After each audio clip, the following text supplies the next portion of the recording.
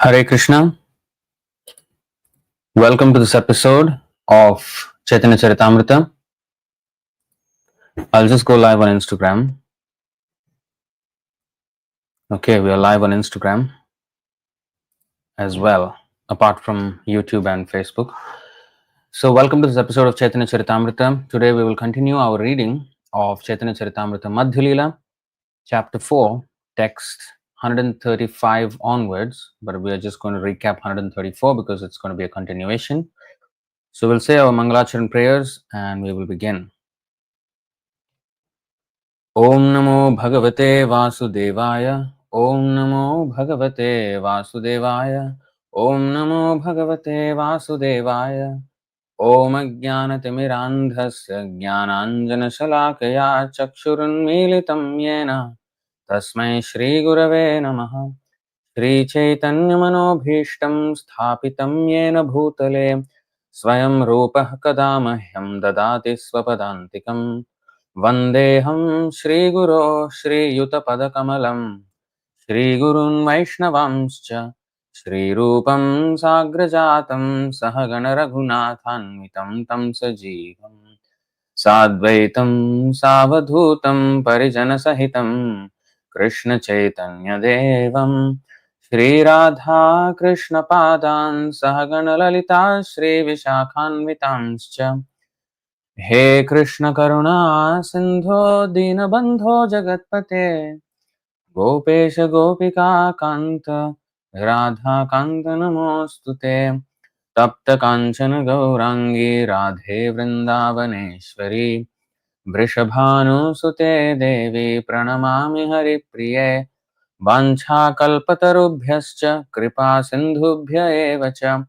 Patitanam Pavanebhyo Vaishnavebhyo Namo Namaha Namo Vishnupadaya Krishna Presthaya Bhutale Srimate Bhaktivedanta Swaminiti Namine Namaste Saraswati Deve Gauravani Pracharine Nirvishesha Sunyavadi Paschatya Desha Tarine Jai Shri Krishna Chaitanya Prabhu Nityananda Shri Advaita Gadadhar Shri Vasadi Gaura Bhakta Vrinda Hare Krishna Krishna Krishna Hare Hare Hare Rama Rama Rama Hare Hare.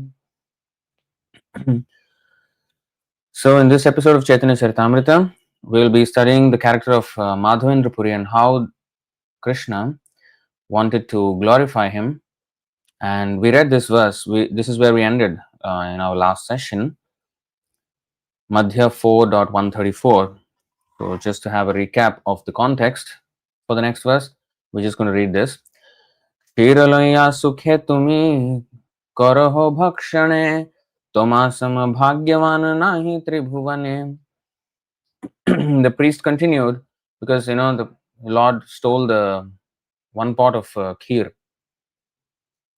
from the 12 pots, and the Lord came into the dream of the priest in the night and then asked him to take that pot which the Lord stole from Madhavendra Purī and go out and actually find Madhavendra Purī and give it to him. So the priest took shower and then went into the altar.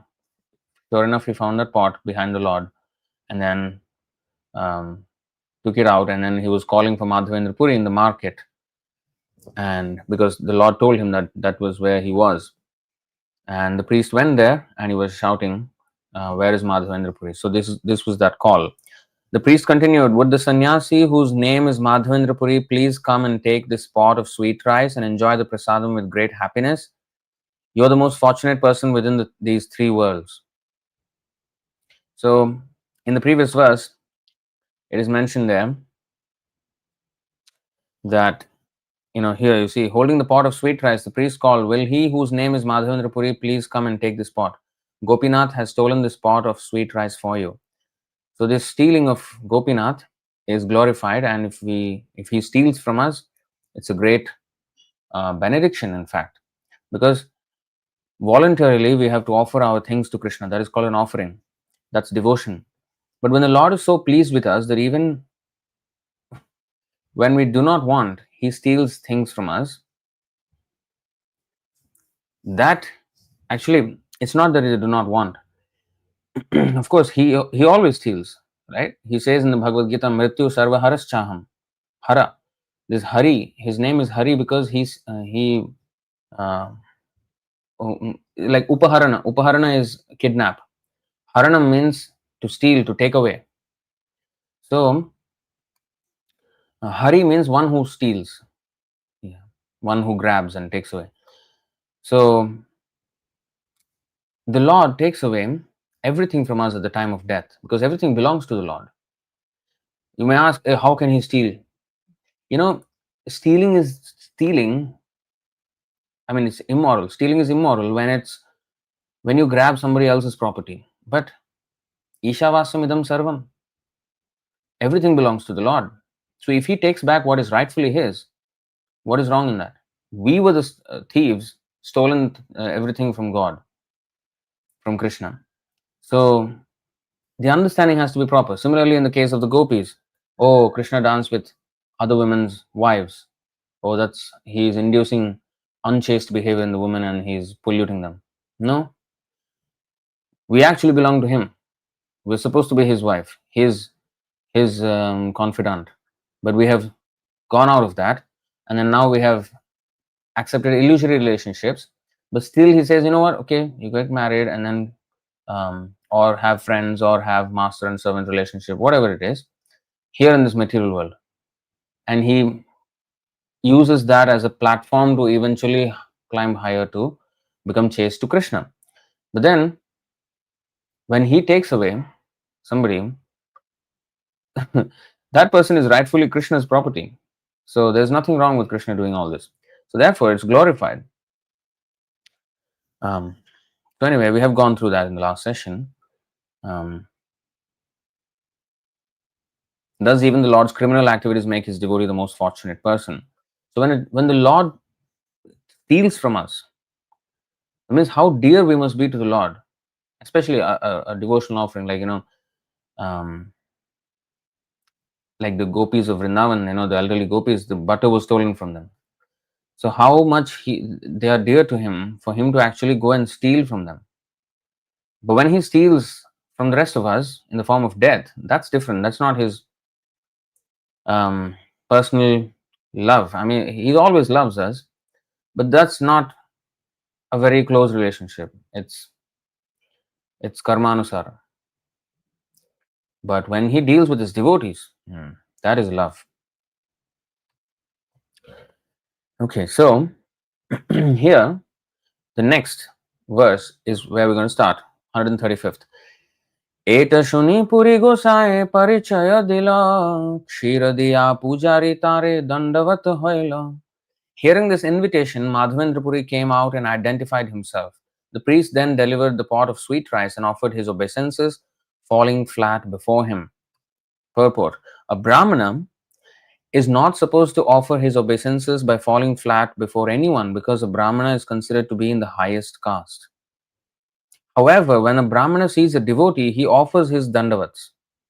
This Brahmana priest did not ask Madhavendra Purī whether he was a Brahmana, but when he saw that Madhavendra Purī was such a bona fide devotee that Krishna would even steal for him, he immediately understood the position of the saint. As stated by Sri Chaitanya Mahaprabhu, Kiba Vipra Kibanyasi Shudra Kene Noy, Jai Krishna Tattvavit dāsa Shai Guru Hoy. Chaitanya Charitamrita Madhya-līlā 8.128. Had the Brahmana priest been an ordinary Brahmana, Gopinath would not have talked with him in a dream. That's another thing. Since the deity spoke to both Madhavendra Purī and the Brahmana priest in dreams, practically speaking, they were on the same platform. However, because Madhavendra Purī was a senior sannyasi Vaishnava, a Paramahamsa, the priest immediately fell flat before him and offered obeisances. So if the Lord came in the dream of the Brahmana, is that an ordinary Brahmana? No. But the other important thing in this verse is Prabhupada is giving us the etiquette of how we should behave. A Brahmana usually does not need to offer obeisances. That does not mean the Brahmana should be proud that, oh, I won't offer obeisances to anyone. No, in the mind he always should. But for the etiquette, he does not pay obeisances. Of course, as Vaishnavas, we pay obeisances to each other. That's our etiquette. That's what we do. But physically, he doesn't have to do that, the Brahmana. But Brahmana, when he sees an elevated sannyasi and a devotee, he has to bow down as well. He almost bow down to the superior. And the superior, um, a Vaishnava always considers himself inferior, although he is in the supermost platform. That's another thing.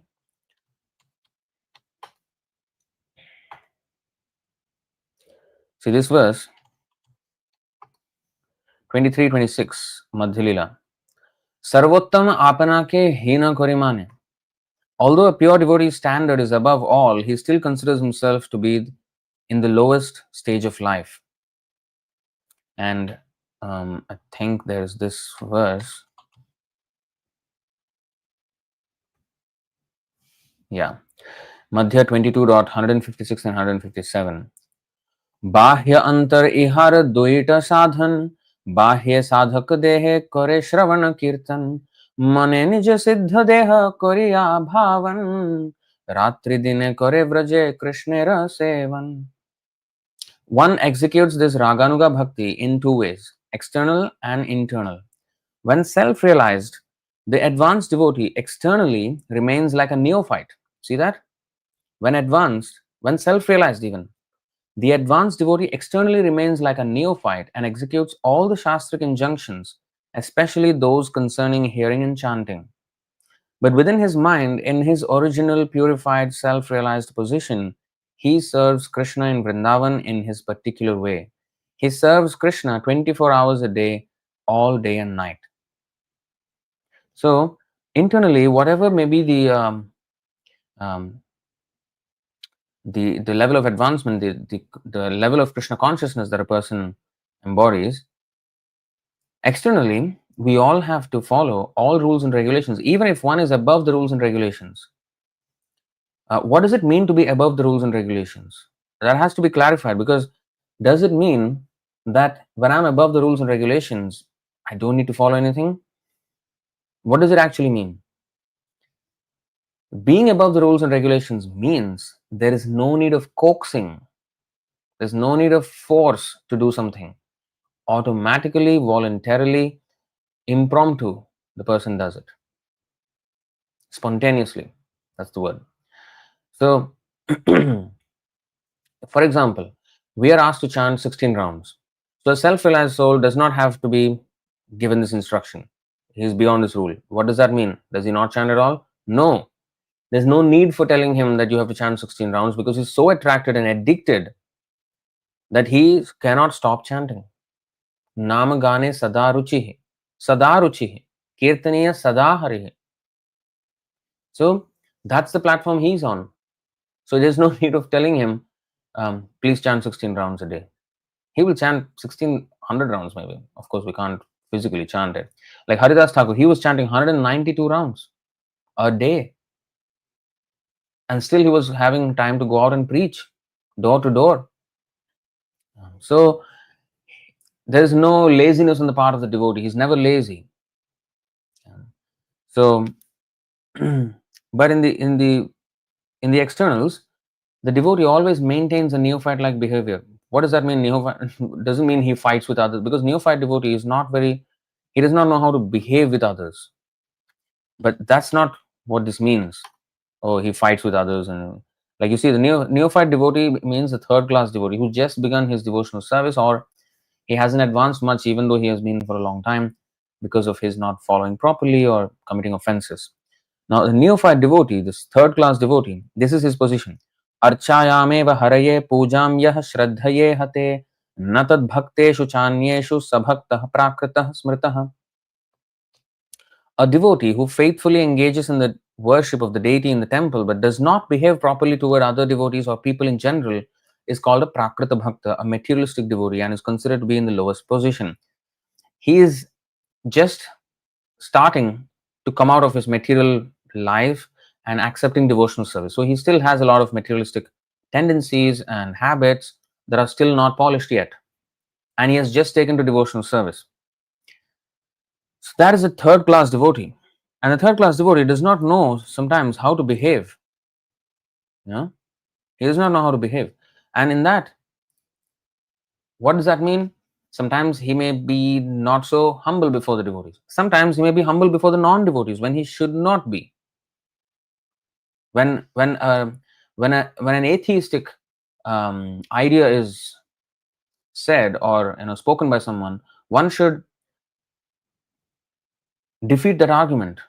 One should be knowledgeable enough about Krishna consciousness that he should defeat that argument. Especially in the Kali Yuga, the way Chaitanya Mahaprabhu taught us by his personal example, we can't kill people. That is different yugas that was possible. Here, Chaitanya Mahaprabhu's movement, we have to kill the demoniac tendencies by this kirtan process, which is chanting of the holy name and glorifying Krishna by speaking. So this vivada, samvada, tarka, this is important. Although we don't want to argue for argument's sake, but we want to challenge those viewpoints because they are atheistic and we have to preach to them and make them theistic. So for that reason, a devotee will engage, and we have to do that as devotees of the Lord. But if we don't do, we think, oh, okay, that's your viewpoint. Okay, I will not get into a fight. No, you don't need to get into a fight, but you have to defeat that viewpoint if it is wrong, if it is against Krishna consciousness, in a civil way, and that's what we should be doing. So sometimes, and sometimes the advanced devotees may vehemently criticize atheistic tendencies or acts in the mode of ignorance. And a third class devotee may actually get angry at such devotees who speak strongly against certain. Oh, you cannot speak so strongly. Why we can't speak strongly? We should speak strongly. Strong message has to be delivered strongly. So if that has to be done, it has to be done. If we have to call out certain nonsense ideologies that are being propagated, we have to do it without any filter. Of course, it has to be done in a civil way. We have to always remember, like Prabhupada said, he quoted even Jesus Christ, hate the sin, not the sinner. Hate the sin, not the sinner. So when we attack ideologies, we have to attack the ideologies. We should not have ad hominem attacks. We know what's an ad hominem attack? An ad hominem attack is an attack on a person.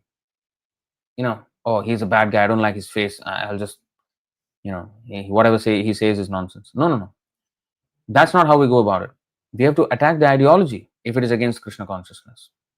Like Prabhupada, he said, oh, rascal scientists, rascals. But when he said these rascal scientists, he is attacking the ideology. Otherwise, he wouldn't even care to, defeat them in argument or provide a counter argument. Because let them go to hell. He wouldn't care. But he cares. That rascal is out of affection. That calling them rascal is out of affection. Yes, anger, but out of affection. Because he wants them and all the people that are misled by them to wake up to the actual reality of the situation. Like he said, Darwin is a rascal, that the whole evolution theory is rascaldom. Yeah, it is. Yeah, he is a rascal because he just speculated something. When a father calls a son rascal and maybe even beats him for something wrong that he did, that's not a lack of affection. In fact, if anything, that is affection. So, and love doesn't mean that one has to affirm whatever the beloved is doing. No, that's not love. Love means sometimes to have the courage to tell them that, what you're doing is wrong. That's good for them. So love requires courage to tell them the truth. And that's actually love. But a neophyte devotee does not see that. He does not, he thinks love means to be nice to them. No. Don't be just nice to them. Be actually beneficial to them. Beneficial is important. They have to benefit from it. Whether it's spoken hard or spoken soft, whatever it is, it has to benefit them. That's what love is. Like for example, you see what Prahlad Maharaj says in the Bhagavatam. Okay, 7:9:44. Okay.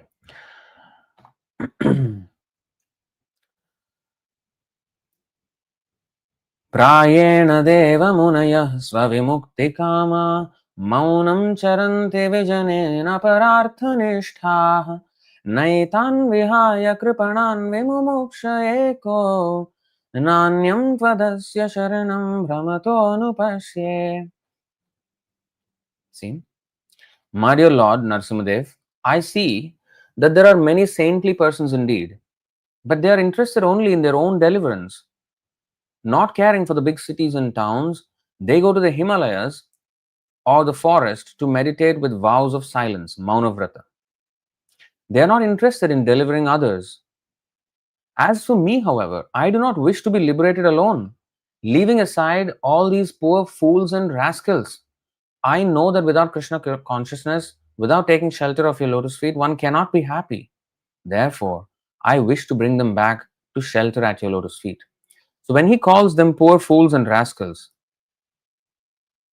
that's out of love for them. He's not just engaging in hate speech.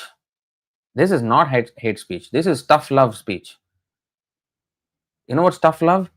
Tough love means love with some toughness. That's actually love sometimes. It's needed. So, a third class devotee, he does not know how to behave. But Madhavendra, when it is said that in this previous in this remains like a neophyte and executes all the shastric injunctions, that means remains like a neophyte here doesn't mean that he doesn't know how to behave. 1 second. It's not that he doesn't know how to behave and he behaves in a erratic way and immature way. That's not what it means. So how a neophyte should be very strict. When we are neophyte, we have to be very strict in our sadhana so that we actually advance. We have to be very aware and um, uh, alert in guarding ourselves against pitfalls in our devotional life, and we have to fence our devotional creeper properly so that weeds don't come in, pests don't come in. What are these weeds and pests? All these different things that distract us from our devotion to Krishna. So that's a whole subject actually. But neophyte, he should not. He should be very careful in following all the rules and regulations, as if his safety in spiritual life depends heavily on that strictness, and it is, and it does. It does depend heavily on that strictness of his sadhana. But when one is self-realized, he still has to be alert. He still has to be alert.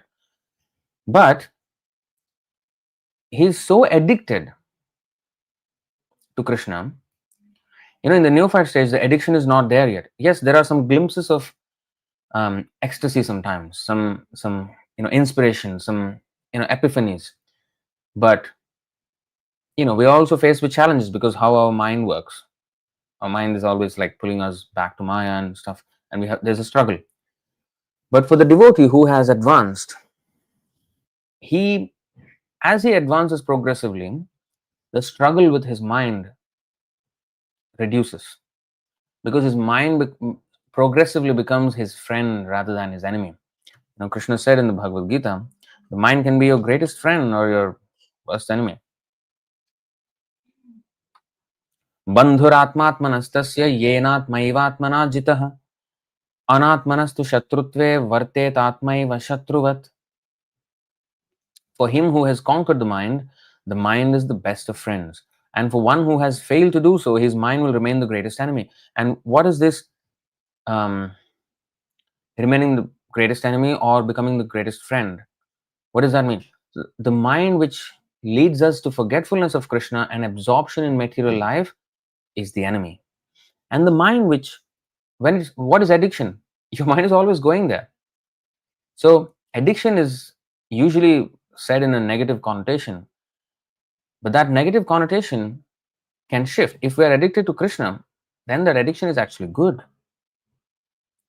So, if I am, say, addicted to drugs, addicted to sex, addicted to pornography, addicted to all these vile things, then my mind is always going there, distracted and going there. But if I am distracted from everything and my mind always goes to Krishna, that's a good thing. That's a good addiction. We need to be addicted to Krishna in order to withdraw our addiction for Maya.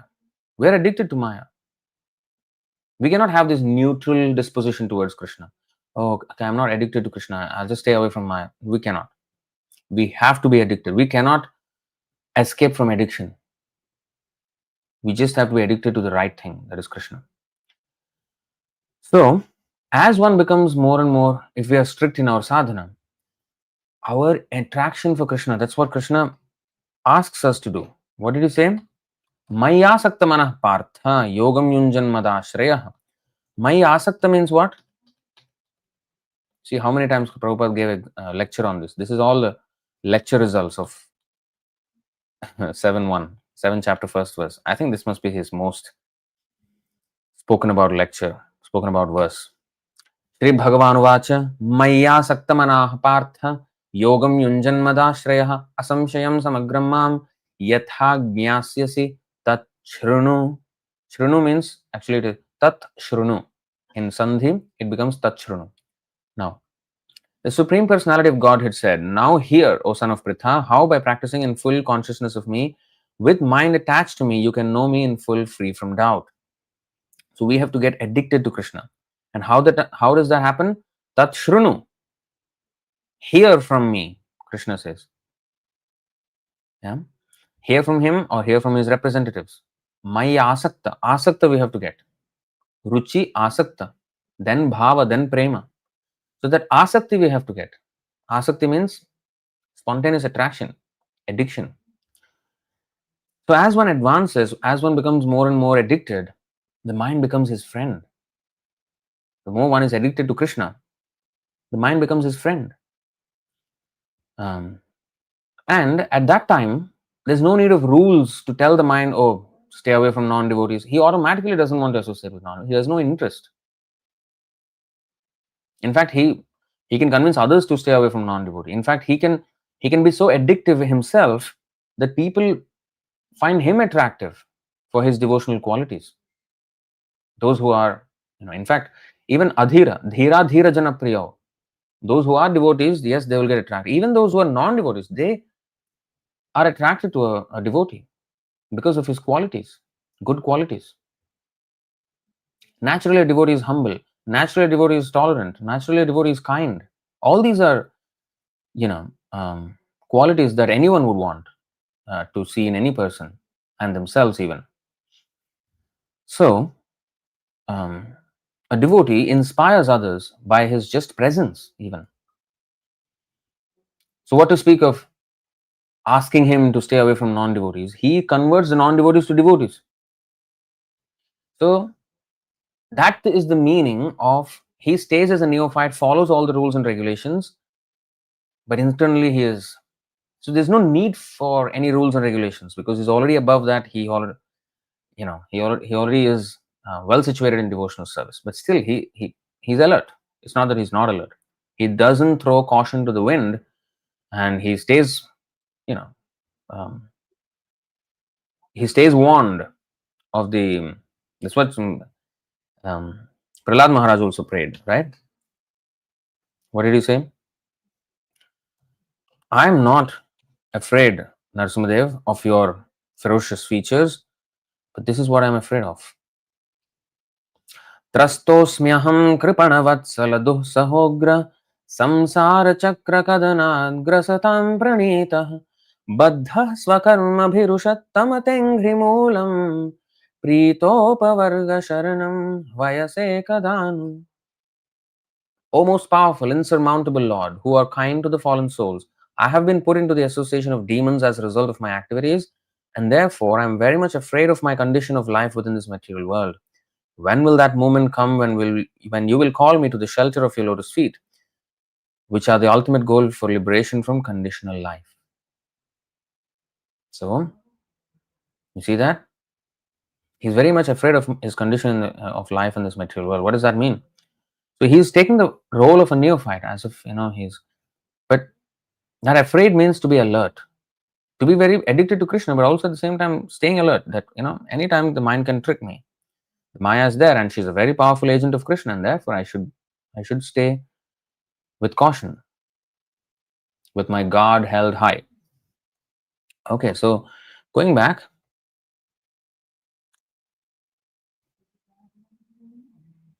so the Brahmanas, all this etiquette between Brahmana and Vaishnava, and how we should behave. These things are not just for story. These things we have to imbibe. That's what we have to read these books for. To imbibe this. Okay, this is how it is to be. One has to behave. Because ornament, honestly, sadhur bhushan, मर्यादा रक्षण होय, मर्यादा पालन होय साधुर भूषण. तथापि भक्त स्वभाव मर्यादा रक्षण, मर्यादा पालन होय साधुर Bhushan.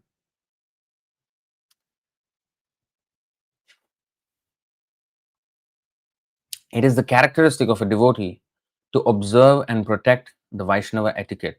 Maintaining of the Vaishnava etiquette is the ornament of a devotee. Is the ornament of a devotee. So you have to maintain the Vaishnava etiquette, and that's why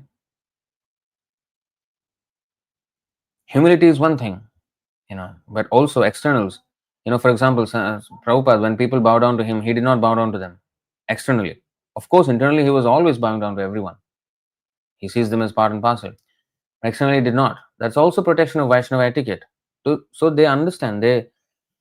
They are aware of his position as superior.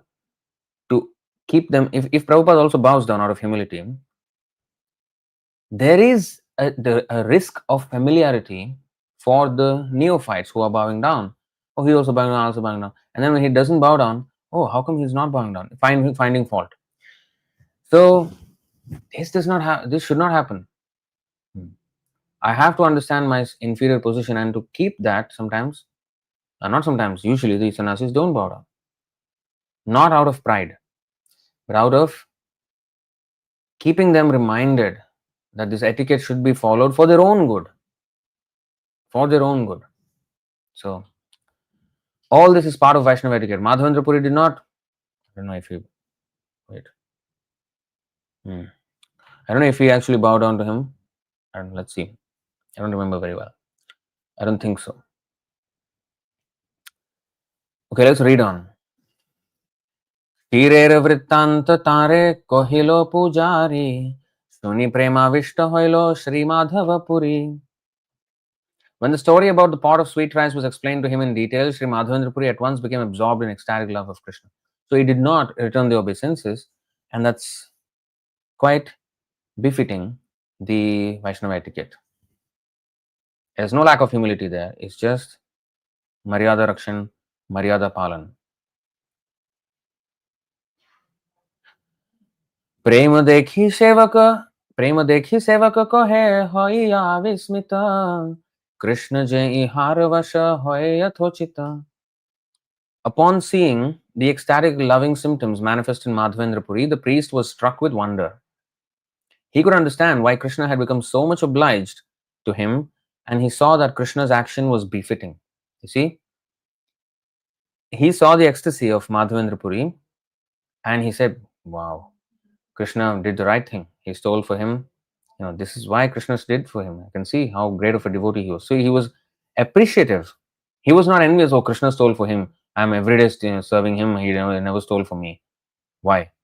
Let me be envious of this one. Let me take the pot of sweet rice and eat. No, he was very liberal, and that's what a Brahmana should be. That's what a Vaishnava should be. He should glorify other Vaishnavas, and if other Vaishnava is more glorified, he should be happy for him. That is, if he is a Vaishnava.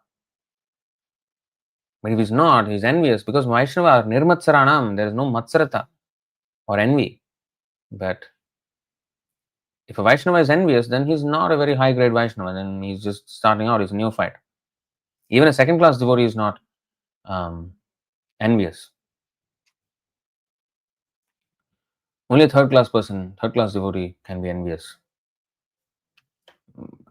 Devotees by definition are not envious, but when it is done in the modes, when the devotee is in a particular mode of goodness, passion, ignorance, there is a prithak bhava that happens. Prithak bhava means a separatist mentality. He doesn't have the exact same thought process as the Lord, or he doesn't align with Krishna's um, disposition. He has certain interest in himself. For example, you see, abhisandhaya yohimsam dambham matsaryam evava. See, matsaryam. So, devotees are nirmatsara, but this matsaryam is there in a devotee who is influenced by the mode of ignorance. This is the third class devotee who has materialistic tendencies but just coming into devotional service. He's not yet free from his influence of the modes. And we pretty much all are in that category.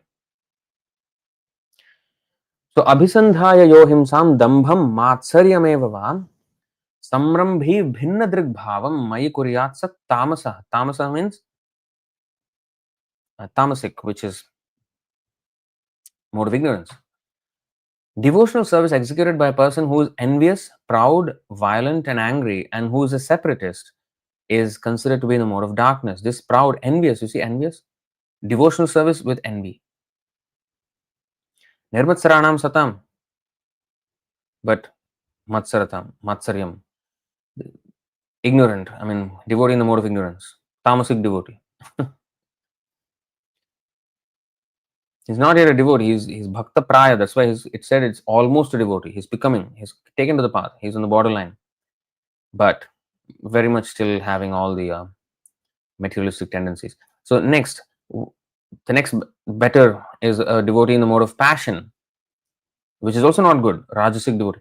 Vishayana bhisandhaya yasha aishwaryameva va archadavarchayedyomam prithak bhava sarajasaham. The worship of deities in a temple by a separatist with a motive for material enjoyment, fame, and opulence is devotion in the mode of passion. He wants to be known as a good singer, good speaker, a good book distributor, a good cook, a good dresser of the deity. So he wants to be recognized for his service. And that's a separatist. What is a separatist? That he has a separate agenda from the Lord. The Lord just wants him, to engage in devotional service. Unmotivated, ahaituki. But when there is a hetu, a cause, a motive for doing that devotional service, in order to get pride, in order to get fame, in order to get name, for material enjoyment, he wants to enjoy the facilities of the temple and exploit other devotees and condescend them. So this is not a very high grade devotee. So his behavior is not proper. Devotion in the mode of passion, this is a separatist. Now comes devotion in the mode of goodness, which is much better than the previous two, but still is a separatist. Karma nirharam uddishya parasmin va tadarpanam yajed yashtavyamiti va prathak bhava sasatvikah. I want you to not I want to draw your attention to this phrase, prithak bhava. Prithak means separate. Although in the translation, the word is, you see, in the word to word, a separatist. Even the mode of goodness is a separatist. And I'll tell you why. So, translation: when a devotee worships the Supreme Personality of Godhead and offers the results of his activities in order to free himself from the inebrieties of fruitive activities, his devotion is in the mode of goodness. Now, the word separatist does not appear in the translation, although the Sanskrit word prithak bhavaha, meaning separatist, is mentioned. And this word separatist is mentioned bhinnadrik. Bhinna also means different. Prithak also means different. So bhinnadrik bhavam in the tamasic devotion, prithak bhava in rajasic devotion, and prithak bhava in sattvic devotion as well. Why is sattvic devotion also a separatism? Because we are still separate, because there should be no motive other than to please the Lord. Not that I am doing the devotional service in order to free himself. In order to free oneself from the sufferings of this material world, the inebrieties of fruitive activities, the imperfection, the bad results that come from fruitive activities. What is the bad result? Repeated birth and death. So I am suffering from the repeated birth and death, and therefore I want to alleviate my own suffering, and therefore I have taken to devotional service. And sometimes, many times in fact, oftentimes in the scriptures, you will find instructions like this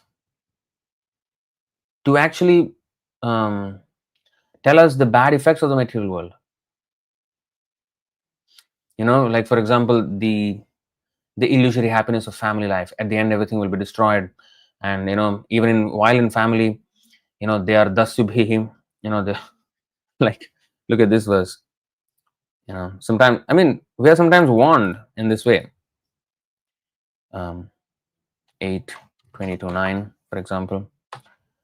Kimatmananena jahati yontatah kim rikthaharaihi swajanakya dasubhihim kim jayaya samsriti hetu bhutaya martyasya gehaihi kim hayusho vyayah.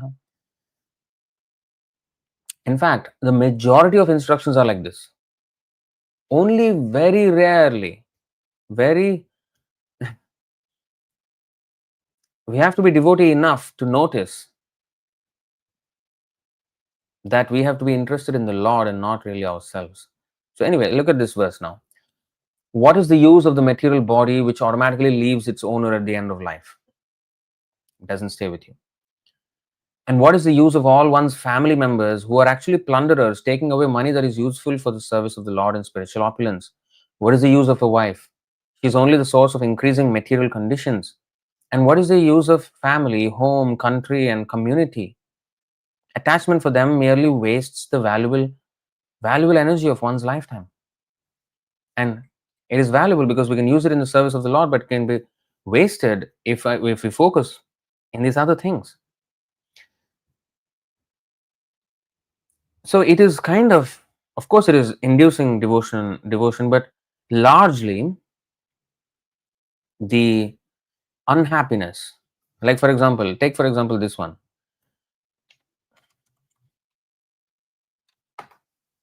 Okay, tatrapi dampatinam cha sukhayanyapanuttaye karmani kurvatam drishtva nivrittosmi viparyayam. In this human form of life, men and women unite for the sensual pleasure of sex. But by actual experience, we have observed that none of them are happy. Therefore, seeing the contrary results, I have stopped taking part in materialistic activities. So again, this is focusing on my own happiness. Oh, they're coming together for happiness, but they're not happy. Yeah, so I don't want to pursue that because that will not give me happiness. That will not give me happiness. So my happiness is at the core of this consideration still. So there are instructions, many of them, which touch upon this thing.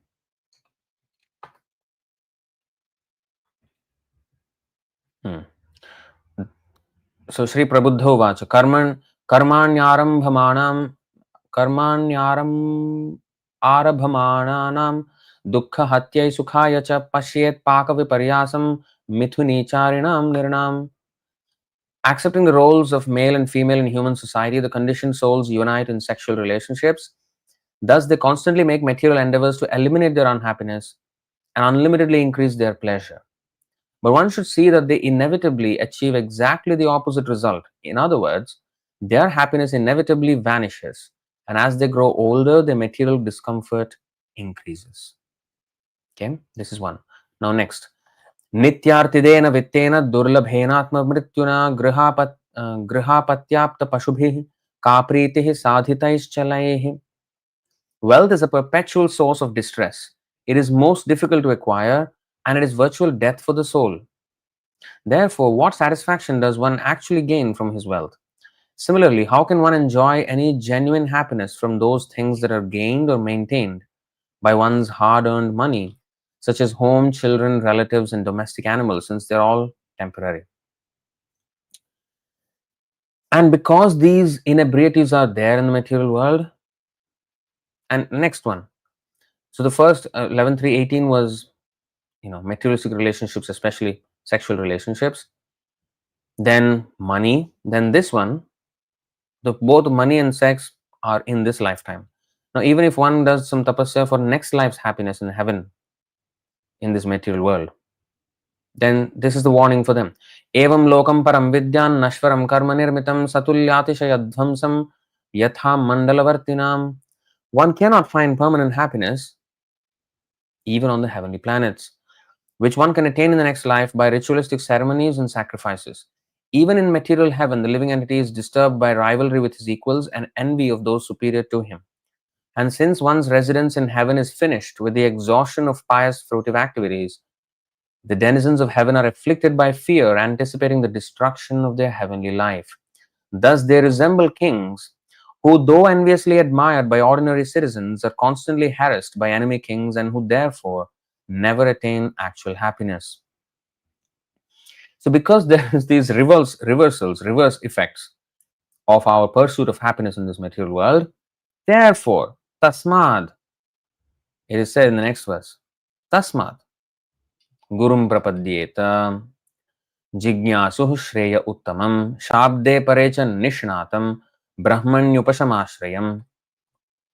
Therefore, because, what does that therefore means? Because these pursuit of happiness in this material world, either in this life or in the next, is bound to meet with frustration, bound to end in frustration.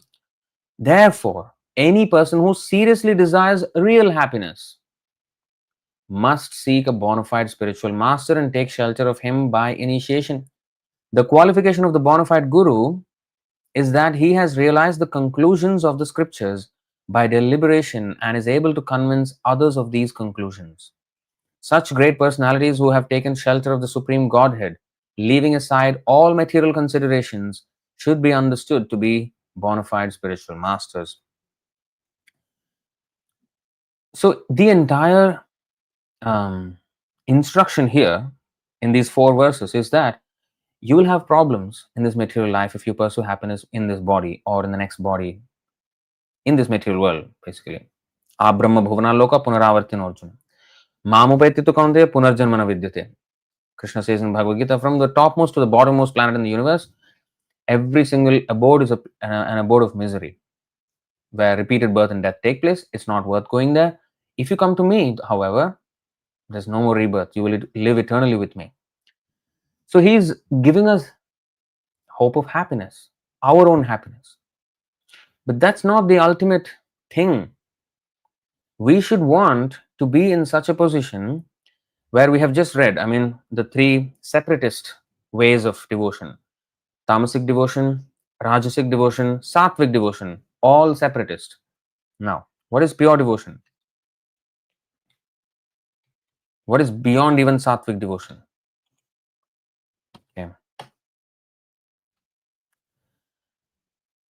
Madguna shruti matrena mayi sarvaguhashaye मनोगतिरविच्छिन्ना यथा गंगाम्भसोऽम्बुधौ लक्षणं भक्ति योगस्य निर्गुणस्य उदाहृतम् अहैतुक्यव्यवहिता या भक्तिः पुरुषोत्तमे. The manifestation of unadulterated devotional service. It's not adulterated. You know what's adulteration? When there is a impurity introduced, that's called an adulteration. So this sattvic, so when the guna of the material world is introduced, is adulterated with his gunas, that is called gauna bhakti. So the bhakti under the modes. But Krishna's instruction to Arjuna in the Bhagavad Gita is rise above the modes. Rise above the modes. Traigunya Vishaya Veda Nistraigunyo Bhava Arjuna. Nistraigunyo. Rise above the 3 modes.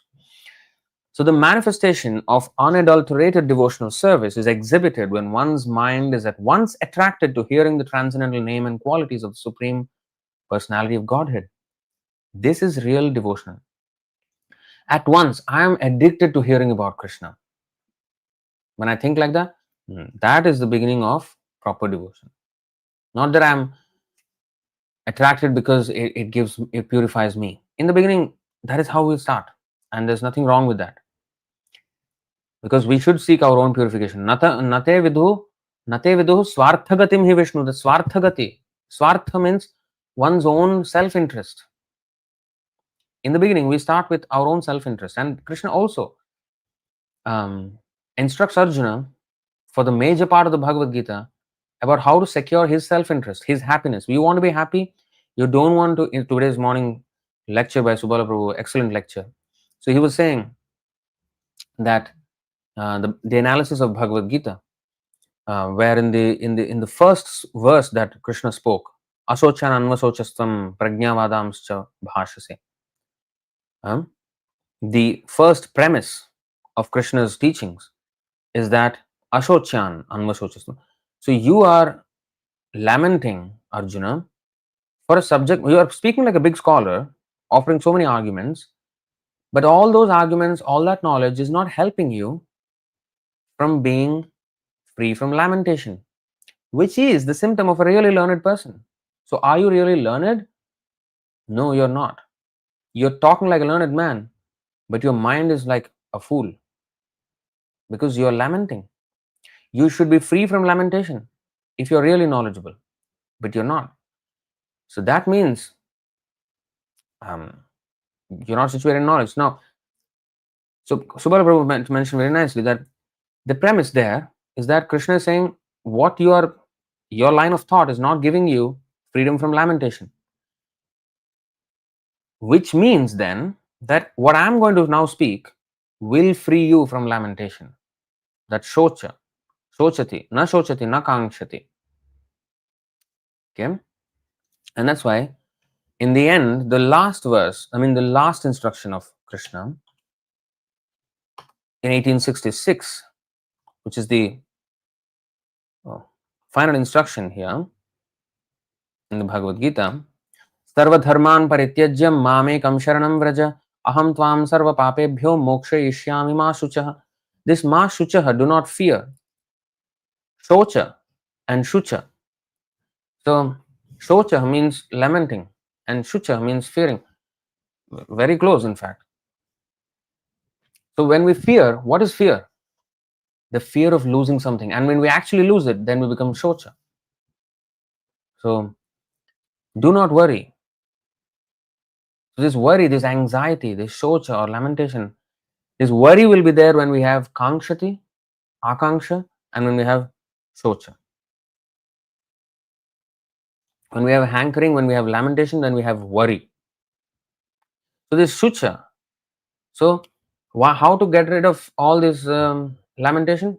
Sarva dharman parityajya mamekam sharanam vraja. Aham tvam sarva papebhyo mokshayishyami. I will rid you of all sinful reactions.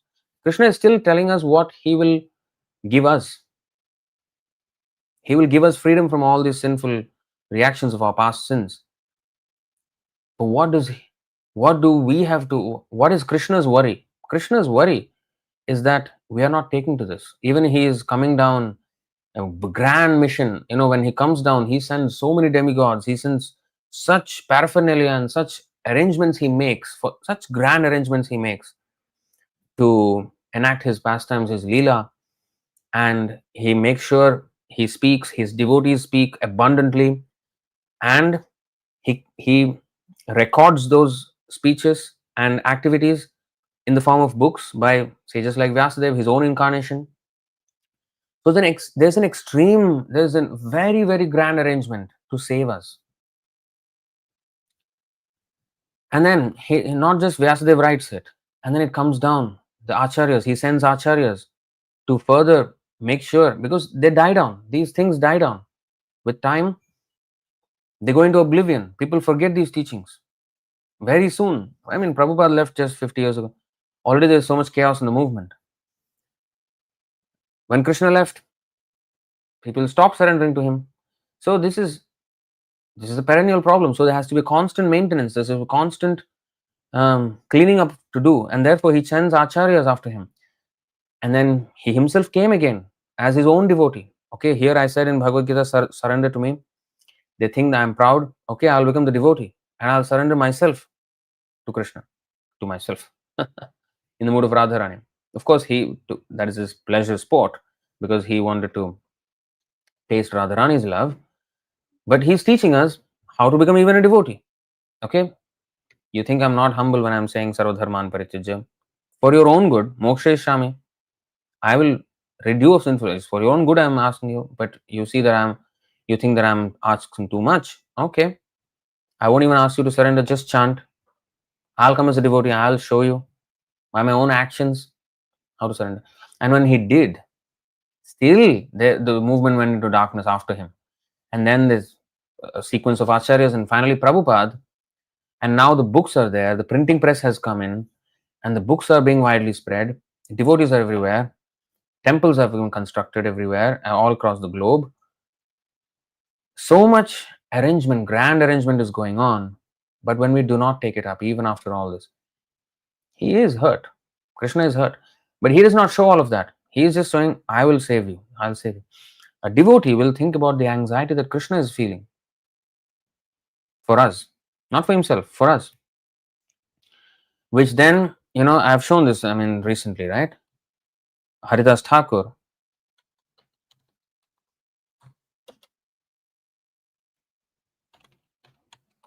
What did he say to the Lord? Chaitanya Mahaprabhu asked Haridas, ইহা সবার কর্মতে হইবে নিস্তার তাহার হেতু না দেখিয়ে এই দুঃখ apar, my great unhappiness. In fact, apar means I'm unable to get over that unhappiness, insurmountable anxiety. Apar means na parite means unable to cross, unable to get over it. Dukkha apar. So that's the Lord's dukkha. The Lord is unhappy for us. So how will these yavanas means people who have fallen so low that out of Vedic culture completely. Especially he was referring to the Muslims there who were eating even cows, and harassing the Brahmanas, So he was, but this actually refers, it's not just a brand of certain people. No, yavanas is by symptom. Okay, yavanas are meat eaters and against Vedic culture, and what is that? Antagonists to Vedic culture and to God consciousness, to actual symptoms of God consciousness. Not just branding oneself as a certain religion or certain sect or certain cult, but actually lacking the qualities of a God conscious person, no matter what your label is. Yavanas. How will these yavanas be delivered? To my great unhappiness, I do not see any way. So, dukkha apar. Then Haridas Thakur said, Haridas kohe, Prabhu, चिंता न करे हो जवनेर संसार देखी दुख न भावे हो. This is devotee. My dear Lord, do not be in anxiety. Do not be unhappy to see the condition of the yavanas in material existence. These words purport. These words of Haridas Thakur are just befitting a devotee who has dedicated his life and soul to the service of the Lord. When the Lord is unhappy because of the condition of the fallen souls, the devotee consoles him saying, my dear Lord, do not be in anxiety. This is service. Everyone should adopt the cause of Sri Chaitanya Mahaprabhu to try to relieve him from the anxiety he feels. Do we care about it though? We don't. We care about our own anxiety and we want Krishna to relieve us of our anxiety. But do we care about his anxiety, what he feels? Love means when you think about the other person and actually want to relieve that person from the anxiety or the pain that they are feeling. That's love. So Krishna is extending his love towards us by talking about giving us instructions on how to relieve our anxiety. He's doing everything that he can to relieve us of our anxiety. But what are we doing to relieve his anxiety? Are we even thinking of that? So it requires certain advancement to actually think of Krishna's anxiety. Oh, Krishna is feeling so much anxiety. Let me actually relieve his anxiety. Even if that means my life is full of that anxiety. Now, what is that? When Haridas Thakur said, do not be in anxiety, what does that mean? Oh, like Chaitanya Mahaprabhu said, how I am having this dukkha apar. I am greatly in anxiety thinking of these people who are not interested in spiritual life. Haridas Thakur said, don't be in anxiety. Is that lip service? Okay, don't be in anxiety. Is that over? No, what does that mean? That means the devotee takes up that anxiety of the Lord. You don't be anxious. Let me do this. Let me be anxious about this mission. You please be relieved. And actually does help by giving Krishna consciousness to others and making them Krishna conscious. That is what will make Krishna happy. So a devotee goes out to do that. He takes up all that anxiety upon himself. Prabhupada, he directed the whole worldwide movement. He was full of anxieties. From training his devotees to writing the books late in the night and getting the deals with the book publishers and to push his devotees, his disciples, to sell those books, because if those books were not sold, they will have no money to even print more books to enlighten more people. So anxiety about that. Anxiety. Sometimes his disciples make mistakes and correcting them, and they sometimes make blunders, an absolute catastrophe, sometimes even disasters they have made. And he had to, thousands of disciples had to manage and movement all over the world. And there was no chat, WhatsApp back then. It was all through letters, which take days and weeks sometimes to reach. And he was managing the whole movement like that. Of course, there was Telegram, which was a highly costly service of message transfer, but sparingly it was used, but by and large by letters. So, and also, there were legal battles that he had to fight. The deprogrammers legal battle in America, and then there's the Juhu land conflict in Mumbai, India, and various other things. There was unlimited. There was an even attack in Mayapur by the locals. So much anxiety he took up for the cause of the Lord, for the cause of execution of the order of his spiritual master.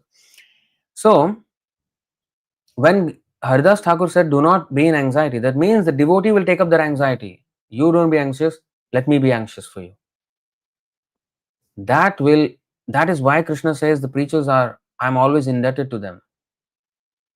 The Lord feels indebtedness towards the preachers for this.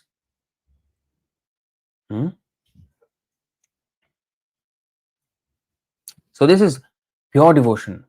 When I'm not even thinking of my own convenience, my own happiness, which is why sattvic devotion is still considered separatist. Because in order to free himself and get moksha, like Krishna said, moksha ishyami, I will give you moksha from all sinful reactions. That is, still there is one's own self-interest, one's own, self-interest. The complete selflessness and only bothering about Krishna's interest, that is pure devotion. That is unadulterated devotional service. Is exhibited when one's mind is at once attracted to hearing the transcendental name and qualities of the Supreme Personality of Godhead, who is residing in everyone's heart. So we should have Vasudeva Katha Ruchi. We have to have taste for Vasudeva Katha. That's when it's a very good sign. Such a person will advance very quickly, even if he's a neophyte. It's still not unadulterated, but if he has a natural relish for Krishna Katha, Vasudeva Katha, he will make very, very rapid advancement. That's a symptom of a person who is making advancement, whether he is interested to hear about Krishna Katha or not. Yeah? Just as the water of the Ganga flows naturally down towards the ocean, such devotional ecstasy, uninterrupted by any material condition, flows towards the Supreme Lord. And in that disposition, he will do anything for the Lord. He will take any risk. To give up his life is nothing. He gave up his life serving Maya for trillions of years. He doesn't mind serving another millions of years, lifetimes, and dying for the Lord. He doesn't mind. If he finds it too small of a price to pay to get Krishna, if I have to die serving him, that is pure devotional service.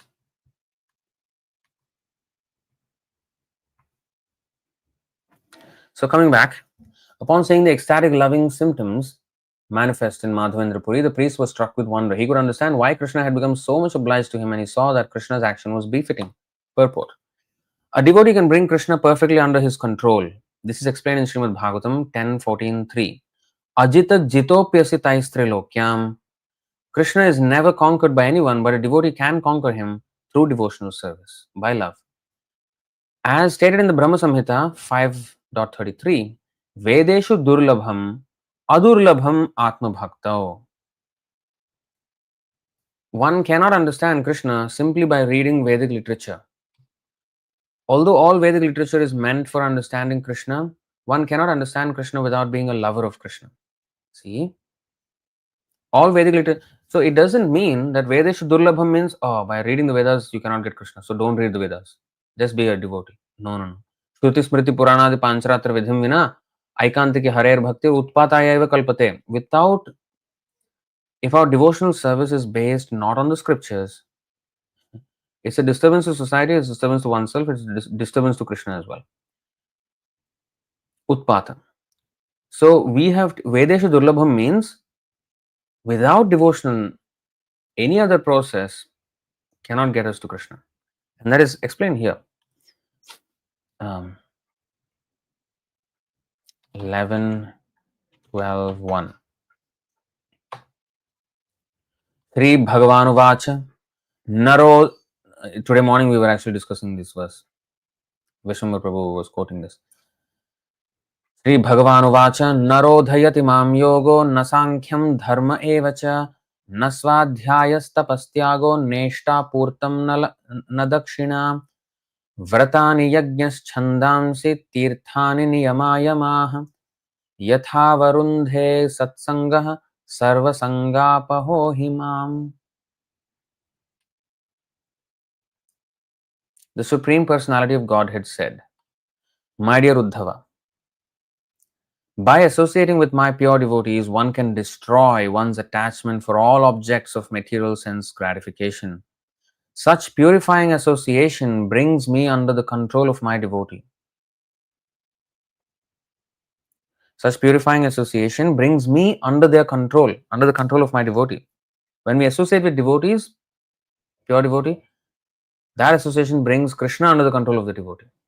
One may perform the Ashtanga Yoga system, engage in philosophical analysis of the elements of material nature, practice non-violence and other ordinary principles of piety, chant the Vedas, perform penances, take to the renounced order of life, sannyas, execute sacrificial performances, yajnas, dig wells, plant trees and perform other public welfare activities, give in charity, carry out severe vows, vratas, worship the demigods, chant confidential mantras like Gayatris, visit holy places, tirthyatra, do all kind of tirthyatra, or accept major and minor disciplinary injunctions.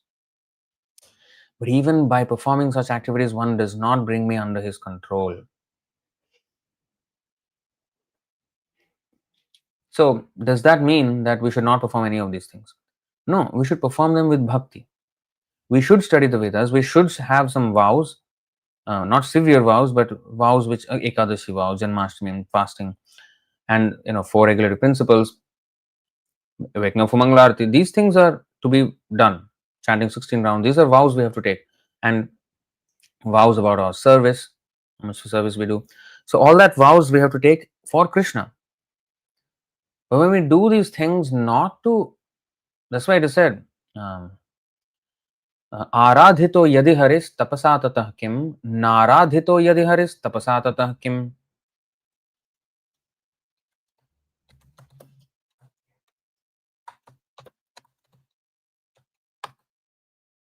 See, Narada Pancharatra says, आराधितो यदि हरिस तपसा ततः किम नाराधितो यदि हरिस तपसा ततः किम अंतर्बहिर्यदि हरिस तपसा ततः किम नान्तर्बहिर्यदि हरिस तपसा ततः किम tapasa tatah kim. What is the use of any tapasya? When aradhito yadi haris, if I am serving, see, if one is worshipping Lord Hari, what is the use of performing extraneous penances? And if one is not worshipping Lord Hari, no such penances will save one. Why are we doing penances then? If one can understand that the Lord is all pervading within and without, what is the need of performing penances? And if one is not able to understand that the Hari is all pervading, all his penances are useless. So then what is the use of penance anymore? So penance should be to take us from zero devotion to 100% devotion. To get there, if we have zero devotion and if our goal is also not to get any devotion, what is the use of taking any tapasya? And if you are at 100% devotion, there's no need of any tapasya. You already reached the end of all tapasya. You don't need to take any inconvenience anymore. So inconvenience, tapo divyam putraka yena sattvam shuddhyet tasmat brahma saukyam tvanantam shuddhyet sattvam shuddhyet. So tapo divyam, transcendental tapasya, that means austerity to improve our devotion to Krishna, should be taken up so that our existence is more and more purified and we become more and more devoted to Krishna.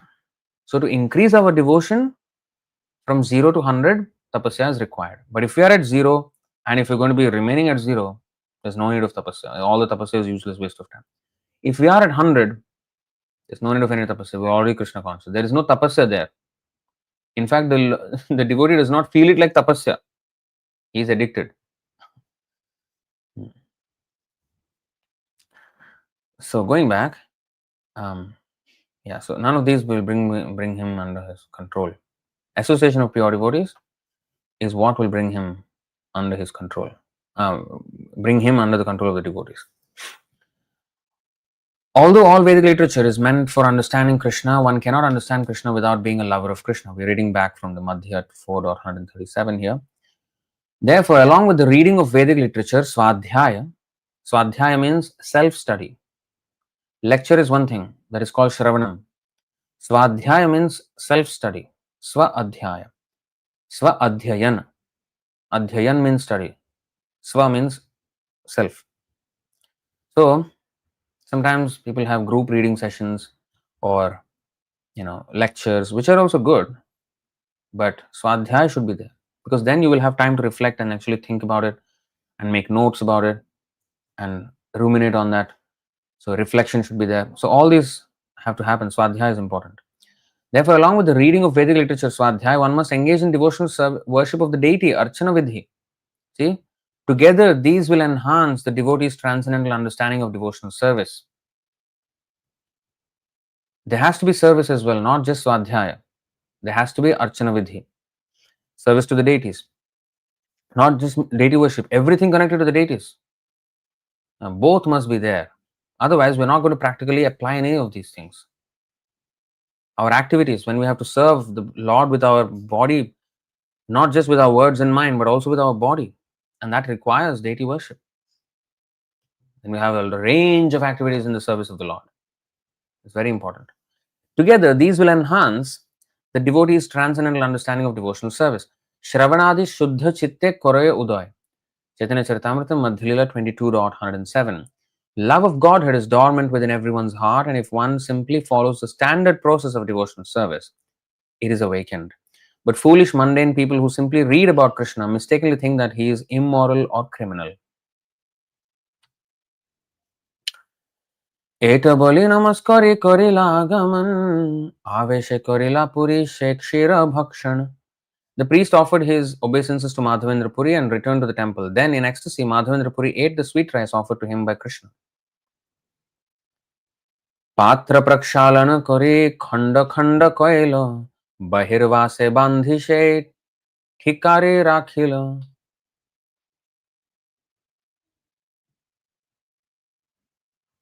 After this, Madhavendra Purī washed the pot and broke it into pieces. He then bound all the pieces in his outer cloth and kept them nicely. Pratidina eka khane korena bhakshan, khaile premavesha hoy adbhuta kathan. Each day, Madhavendra Purī would eat one piece of that earthen pot. Wow. He was even eating that earthen pot. And after eating it, he would immediately be overwhelmed with ecstasy. These are wonderful stories. Stories means not man-made stories. Story means a narration of something which actually happened, a historical narration. Thakur मोरे क्षीर दिल लोक सब सुनी दिने लोक भीड़ होबे मोर प्रतिष्ठा जानी. See, this is so good.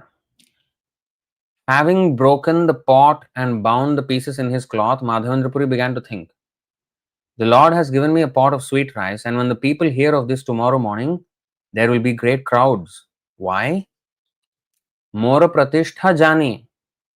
Knowing my fame, knowing that the Lord has favored me, they will consider me a great devotee, and my fame will be widely known, and there will be a huge crowd. Bhid hobe. Bhid hobe. Loka bhid hobe. So there will be crowd. More pratishtha jani, knowing my fame.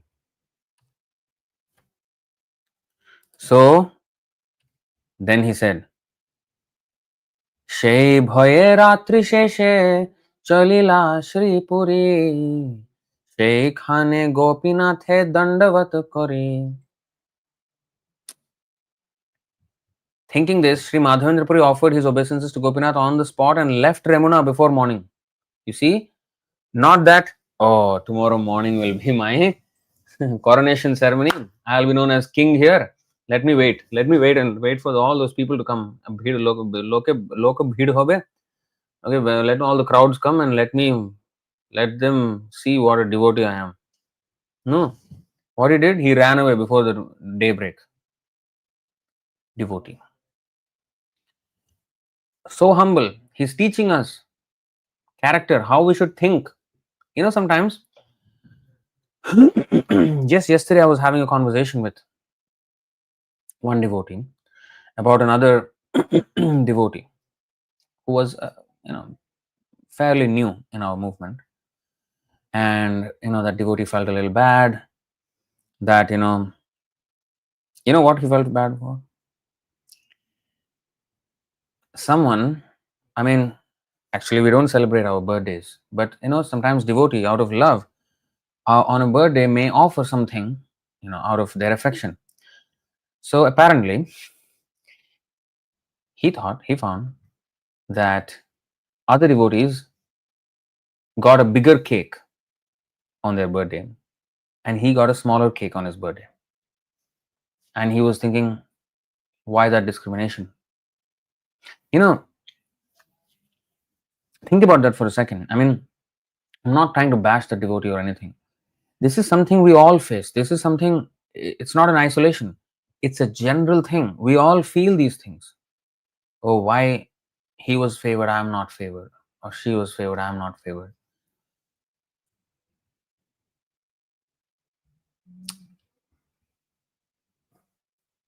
There is this, this is called a weed. A weed. When you are trying to grow the creeper of devotional service, Bhakti Lata, there are weeds. So Pratisthasha is a weed.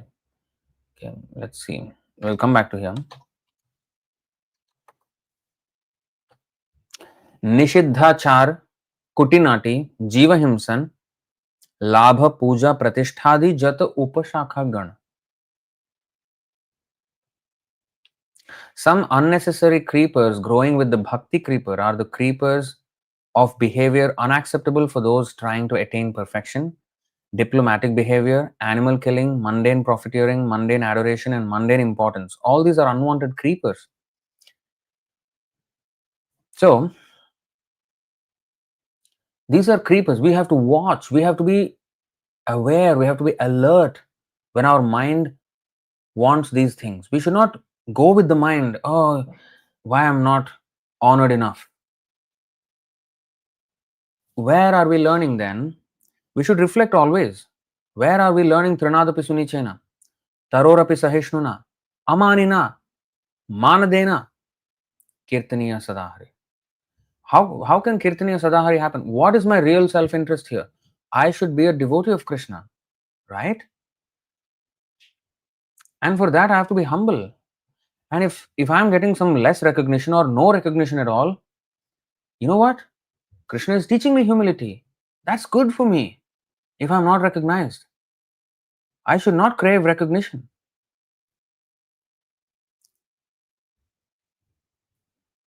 Instead of taking that as a benediction, if I take that as a curse, if I take that as a reason to be despondent, I'm not learning.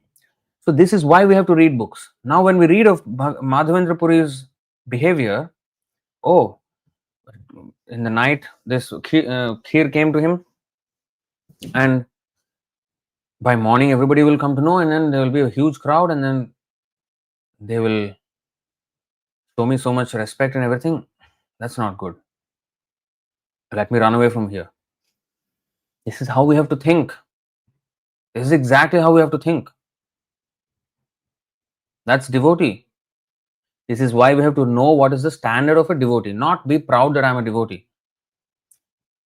Actually be a devotee. Automatically fame will follow like a shadow to a proper devotee.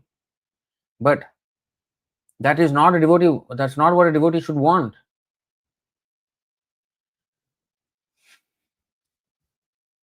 Going on live, doing this lecture is not to become famous.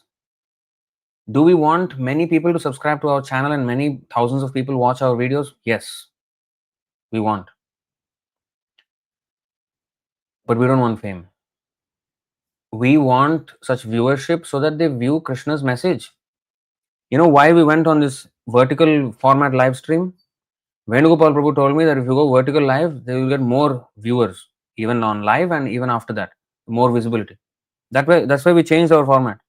Why? We want to become famous? No. We want this message to reach to more people so that Krishna becomes known to more people and more people can have the opportunity for Krishna Katha. If the algorithm pushes that, so be it. Let's not be attached to a landscape format. Let's be attached to glorifying the Lord. Whatever it takes to get there, let's use it. That's called Yukta Vairagya. So, will the books of Prabhupada make Prabhupada famous? Obviously. Did Prabhupada want to become famous? Obviously not. But that follows. That service to Krishna will automatically, the fame will follow such a devotee. And that's what is the greatest fame? Ramananda Rai was asked by Chaitanya Mahaprabhu. Ramananda Rai replied, the greatest fame is to be known as a devotee of the Lord. And that's spotless fame. And we should not even want to. Like, for example, Gaur Kishore Das Babaji. In his lifetime, he wasn't famous. Today, the whole world knows him. So fame can come at any time. Usually, the activities of a devotee are recognized after he's gone. No more with us. Even more, he's glorified even more. So, whenever that fame comes, like Parikshit Maharaj, when he was cursed by the Brahmana boy, he just left and he just did not care, and then he just heard Bhagavatam. But now, how famous Parikshit Maharaj is? Known all over the world, the Bhagavatam is, being spoken and discussed all over the world because he accepted the curse and, I'll just go and hear Bhagavatam. And Krishna made the arrangements after that for the recording of the Bhagavatam, for the editing of the Bhagavatam. Editing means adding more context, more incidences. And now the Bhagavatam that we have, and then arranging for the printing press to be invented, and Chaitanya Mahaprabhu to come and highlight the importance of Bhagavatam, and Prabhupada coming translation into English. In the meantime, the British actually taking over the whole world. In fact, they had a slogan of the sun never sets on the British Empire. They were proud of that because British Empire was everywhere, all over the world, like every part of the world, their conquest was there. So at no point the sun is setting on British Empire because British Empire was everywhere. The sun does not set on the British Empire. They were proud of it. Now, that also had a role to play because English became a mainstream language and Prabhupada's book was translated into English, and British actually came to India and colonized India, and there was English education in India, and Prabhupada was educated in English in India. and he used that to translate the Bhagavatam into English. Now it went to America, which is the marketing capital of the world. They know how to market things, and like wildfire, it spread all across the world, and then of course translated into other languages. Yes, it was translated to other languages, but if it did not happen in America, which was the which is still the seat of all kinds of propaganda, whether good or bad, because all channels, all social media, everything, they have the hegemony on that over major part of the world. So unless they had that kind of zeal which the Americans have, the movement would not have taken off and then reached other parts of the world and then actually got other people to do it, all riled up, and then yes, we will do it. And then they translated Prabhupada's books to other languages. All that would not have happened if English did not become the mainstream. So all these things were arranged by the Lord in order to make Parikshit Maharaj famous, in order to make Vyasadeva famous, in order to make Narad Muni famous, in order to make Prabhupada famous. Everything is just Krishna makes all arrangements to make his devotees famous. But if we want fame, Krishna will make sure that we won't become famous. We will become infamous. There is a quote in the Bible: those who exalt themselves will be humbled, and those who stay humble will be exalted. True, is it not? Those who exalt themselves will be humbled, and those who humble themselves will be exalted. So we should always stay humble, not for being exalted, to actually stay humble for the sake of humility, for the sake of actual service of the Lord, and not worry about. So from the behavior, when we read about these things, we don't just read stories. We are reading all these things to absorb those qualities and reflect on those qualities, adore those qualities, so that we will want to have those qualities. If we start appreciating the qualities, whatever we appreciate, in fact, there is a quote recently I read somewhere: what we appreciate appreciates. You know what that means? What we appreciate appreciates. Appreciates means increases. So if we appreciate something, that quality will appreciate in us. Appreciate means um, to glorify or to um, like something, to honor something, to appreciate. What's the word to define appreciation? So if we appreciate something, the other meaning of the word appreciate means to increase. So what we appreciate appreciates. So the beginning of devotional service is us actually appreciating devotional service, as appreciating devotees, as appreciating Krishna. So that's the beginning of devotion. When we appreciate, then it appreciates in us.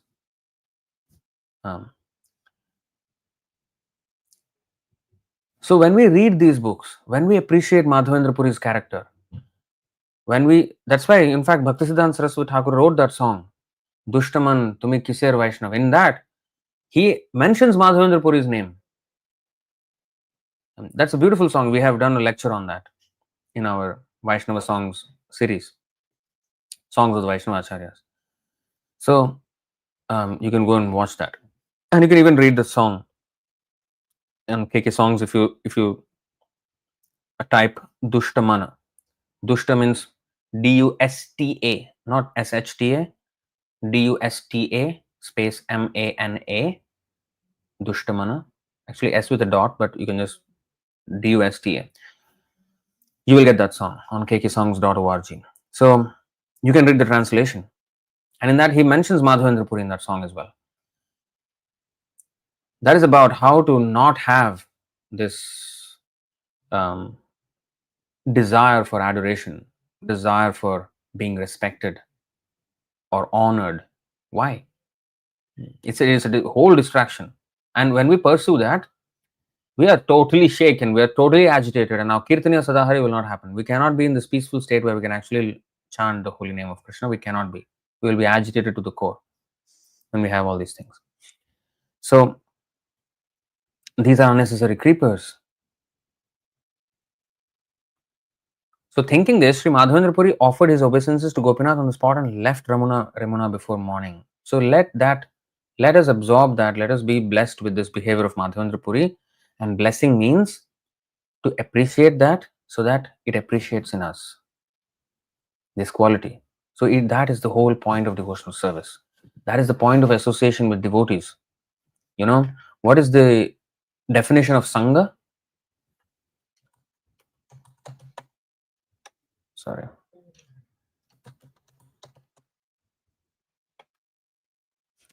Yasya yat sangatihi pumso manivatsat satadgunah svakulardhyaita to dhiman svayuthanyeva samshrayet.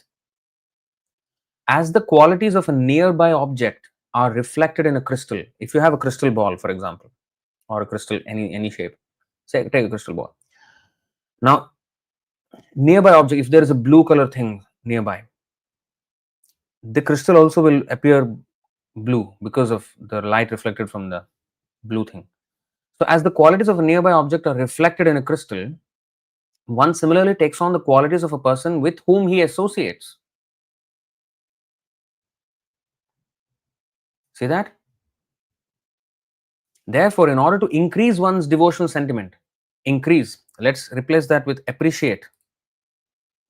In order to appreciate one's devotional sentiment, appreciate means in the context of increase, in his own line, a wise person should take shelter of those who have the same temperament and those who are advanced than himself. Sajati yashaya snigdhe sadhau sangah svatovare.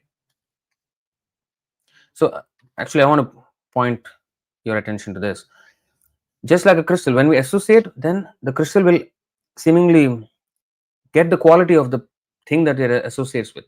Blue means it will become blue. Orange will become orange. So, like that, we also develop those qualities. Those qualities will come in us. With whom we associate, those qualities will come into us as well. So, that is Sangha.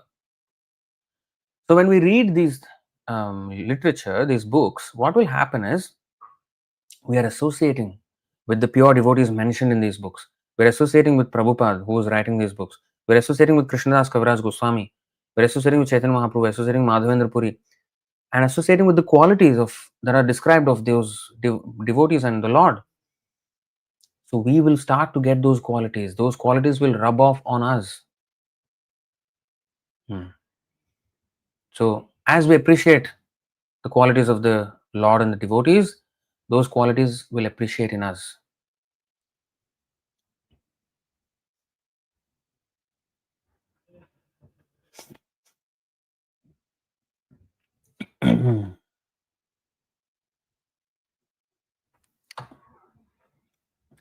चली चली आयला पुरी श्रीनीलाचल जगन्नाथ देखी होयला प्रेमे ते विह्वल.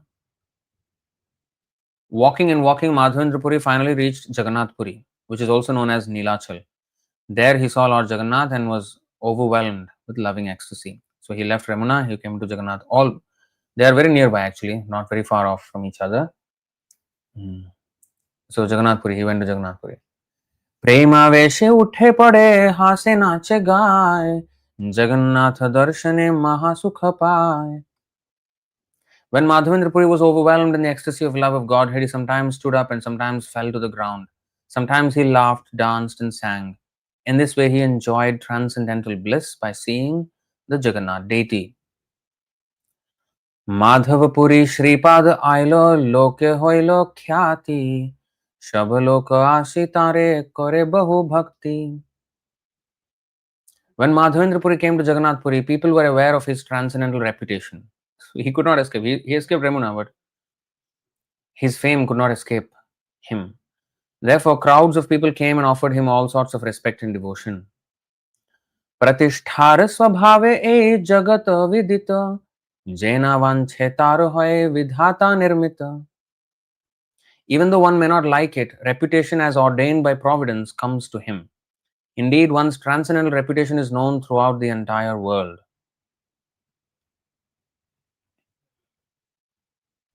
Reputation ordained by providence. Pratisthar bhaye puri gela palaya Krishna preme pratishtha chole sange gadaya. Being afraid of his reputation, Pratishtha, Madhavendra Puri fled from Remuna. But the reputation brought by love of Godhead is so sublime that it goes along with the devotee as if following him. Somebody is saying video is not in full screen, it's in portrait mode. Yes, we have changed to portrait mode. I just spoke about it a little while ago because it gives more views. So we want more people to view Chaitanya Mahaprabhu's message, Krishna's message. So we went portrait mode. For the last few lectures, it has been this way.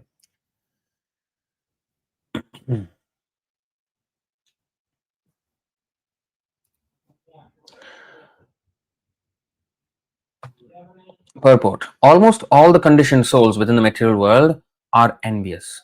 Jealous people generally turn against one who automatically attains some reputation.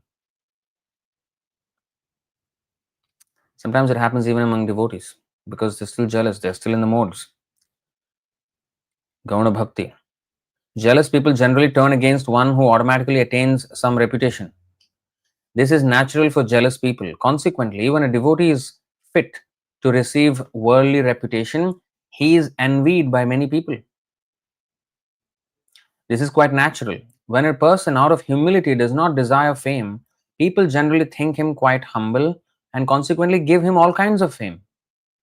Actually, a Vaishnava does not hanker after fame or a great reputation. Madhavendra Puri, the king of Vaishnavas, bore his reputation, but he wanted to keep himself outside of the vision of the general populace. He wanted to cover his real identity as a great devotee of the Lord. But when people saw him overwhelmed in the ecstasy of love of Godhead, they naturally gave credit to him. So this is the reason why sometimes devotees, pure devotees, even though they feel all kinds of devotional ecstasy, they will hide. They will go to great lengths to hide their devotional ecstasy and not manifest them. Perfect example of is Shukadeva Goswami.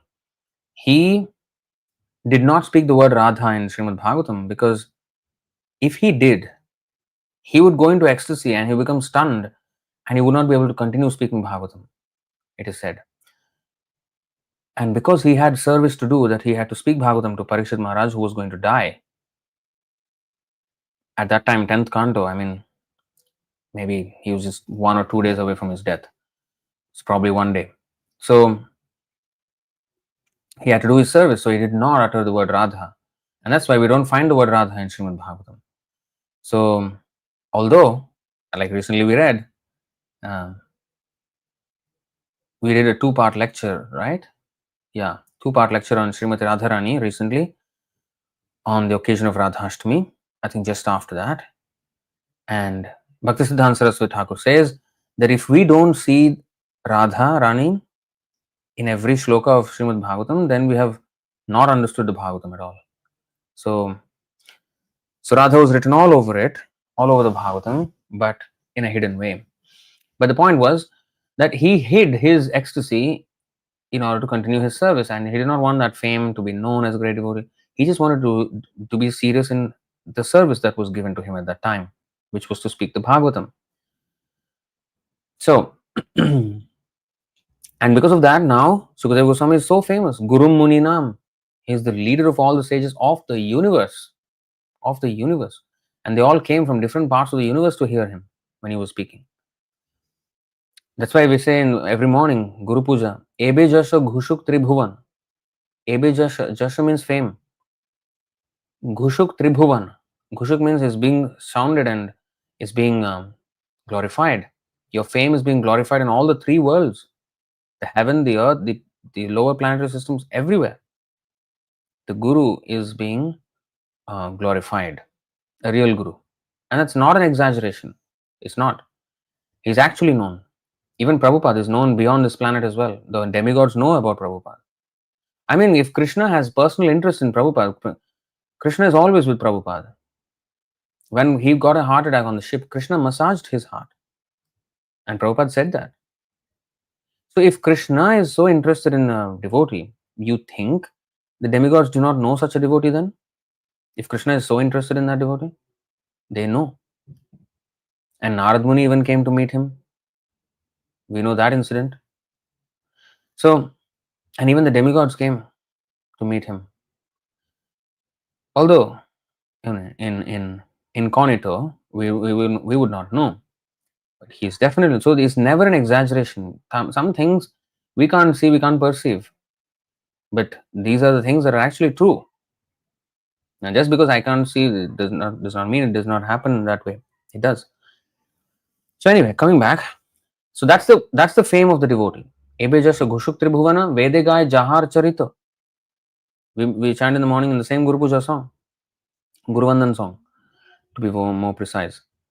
So, Vedegai Jahar Charita. The Vedas glorify the character of the pure devotee. And Sadhu Sangha Sarva Shastra Koi Lavamatra Sadhu Sangha Sarva Siddhi Hoy. All the scriptures are repeating the same message of Sadhu Sangha. Please have Sadhu Sangha, Sadhu Sangha. Shastras are all saying. And they're glorifying the character of the pure devotee. They are glorifying the whole three worlds, all the great demigods, they all know his glories of the pure devotee. And this is all not exaggeration. So reading on, actually a first class reputation is due Madhavendra Puri because he was a most confidential devotee of the Lord. Sometimes a Sahajiya presents himself as being void of desires for reputation, pratishtha, in order to become famous as a humble man. Such people cannot actually attain the platform of celebrated Vaishnavas. Even as ourselves, as we advance in devotion, if I am humble and if I think, oh, I was humble, I did not want recognition, I just wanted to just serve and see, I'm actually a good devotee. Finish, Maya came in. So it takes time, of course. And this is why devotees consider praise to be a poison and take chastisement as a blessing. The exact opposite of what a materialist would consider. Because in praise, there is a chance of getting all conceited, full of pride. Pride can increase, pride can swell in praise. And in insult, the pride can be hurt. And that is also not good. Either way, my mind is disturbed from Krishna.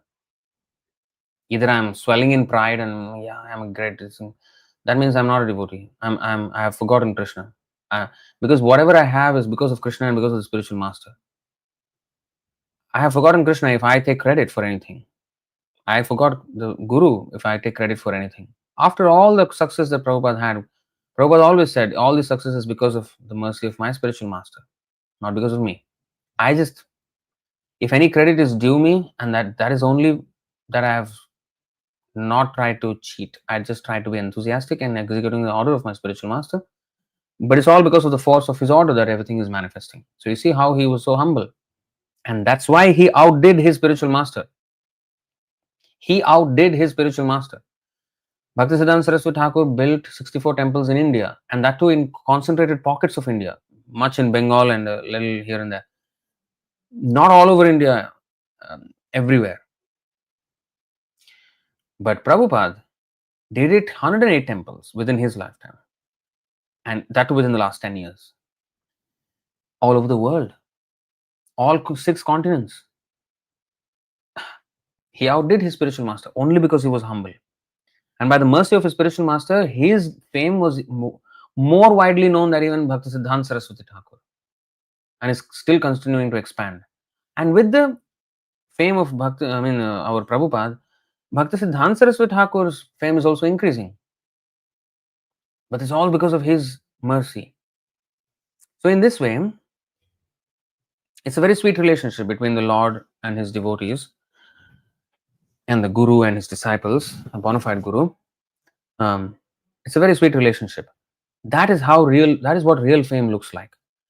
Fame, if I hanker for it, I'm nowhere.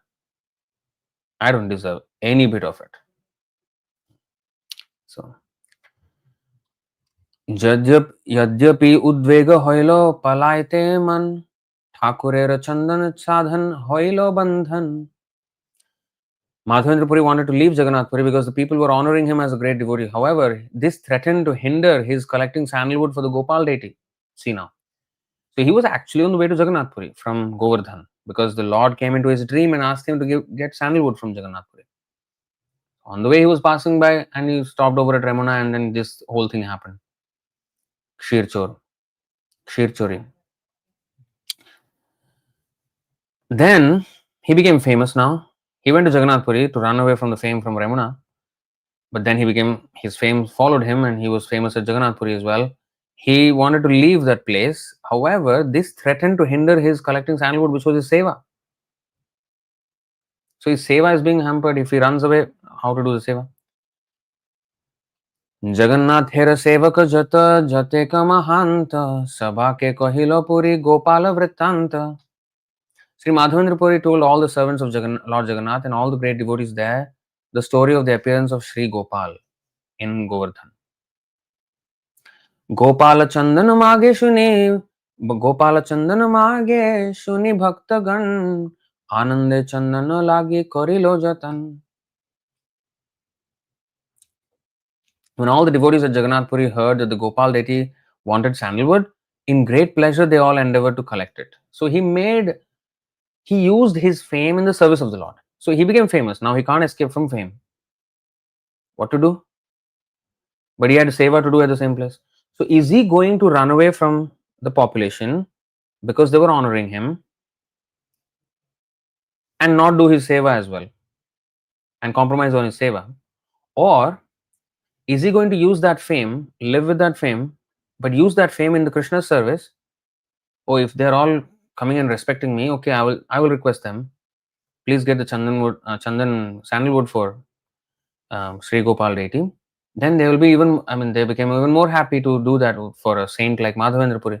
And they all went everywhere and then he got all the sandalwood he wanted by using his fame in Krishna's service. So if he had run away from the fame, his seva would have been compromised.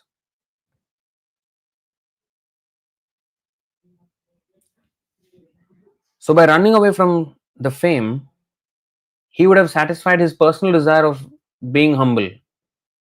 So does he want to be known as a humble man, humble devotee, which is again another fame, and not do the seva, which is not productive?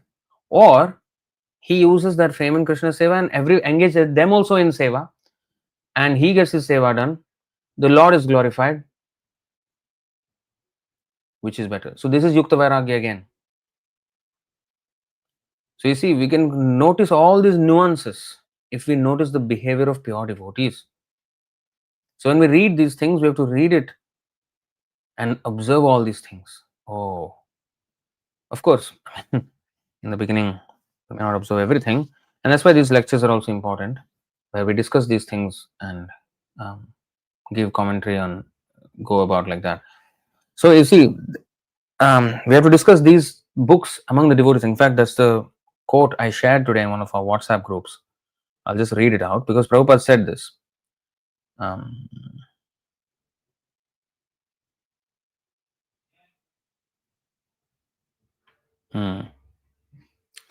Okay, so that's a video of Prabhupada audio. So discussing the books amongst ourselves.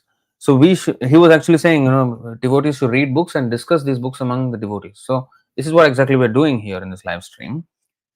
So you see, when we discuss like that, then we observe all these nuances of how we have to handle ourselves, handle our mind and handle service, and all these things are very, very important. Then we will, so what we appreciates. So Rajapatra sane jar jar parichay Tare mage karpura chandan korela sanchay.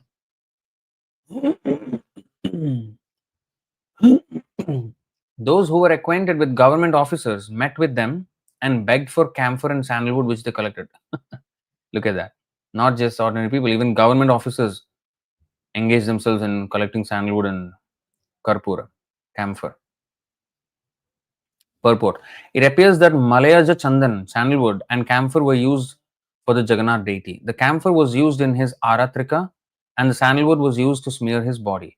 Both these items were under government control. So that's the thing.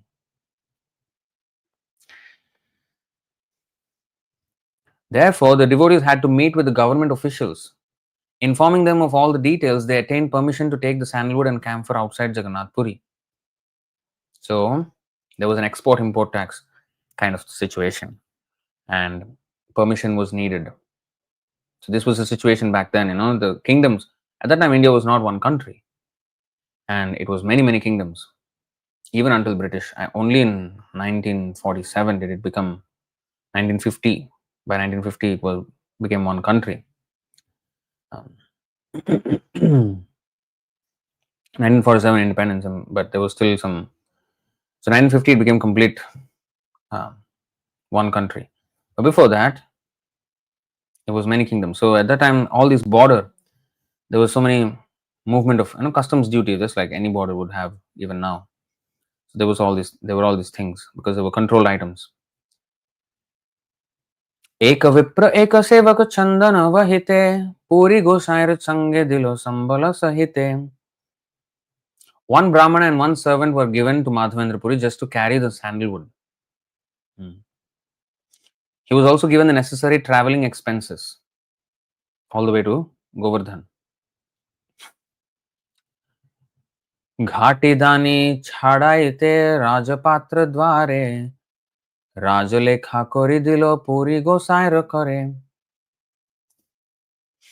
To get past the toll collectors along the way, Madhavendra Puri was supplied with the necessary release papers from government officials. The papers were placed in his hand, so the necessary documents were given. Rajapatra. You see, so there were documents back then. This was 500 years ago. No, even more, 600 years ago. 540 was. So yeah, about 600 years ago this was. So there were Rajapatra.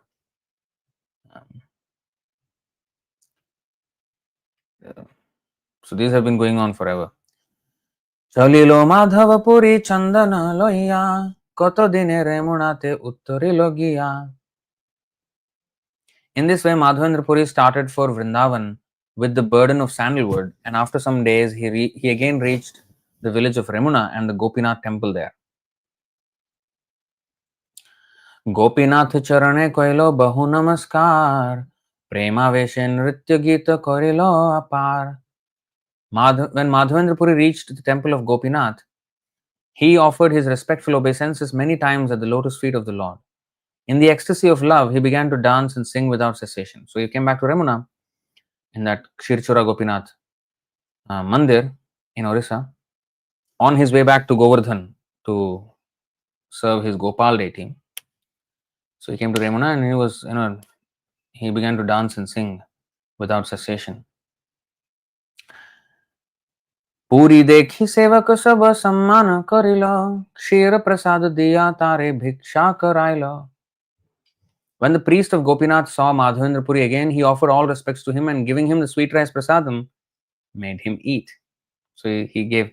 In fact, when you go to Remuna, when you go to this Kshirchora Gopinath, you can get the kshir, and it's just otherworldly. The taste is just so heavenly. In fact, I brought back the pot also, and I gave to some devotee or something. So, or I don't know if I have it somewhere. I don't know. I remember giving one to one devotee. So anyway, so yeah, so it's very, very tasty. সেই রাত্রে দেবালয়ে করিল শয়ন শেষ রাত্রে হইলে পুরী দেখিল Swapan. Madhavendra Puri took rest that night in the temple, but toward the end of the night he had another dream. Gopal আসিয়া কহে শুনো হে মাধব কর্পূর চন্দন আমি পাইলাম সব. Madhavendra Puri dreamed that Gopal came before him and said, "O Madhavendra Puri, I have already received all the sandalwood and camphor." Wow, that's interesting. কর্পূর সহিতে ঘষে এইসব চন্দন গোপীনাথের অঙ্গে নৃত্য করো লেপন. Now just grind all the sandalwood together with camphor and then smear the pulp on the body of Gopinath deity until it is finished.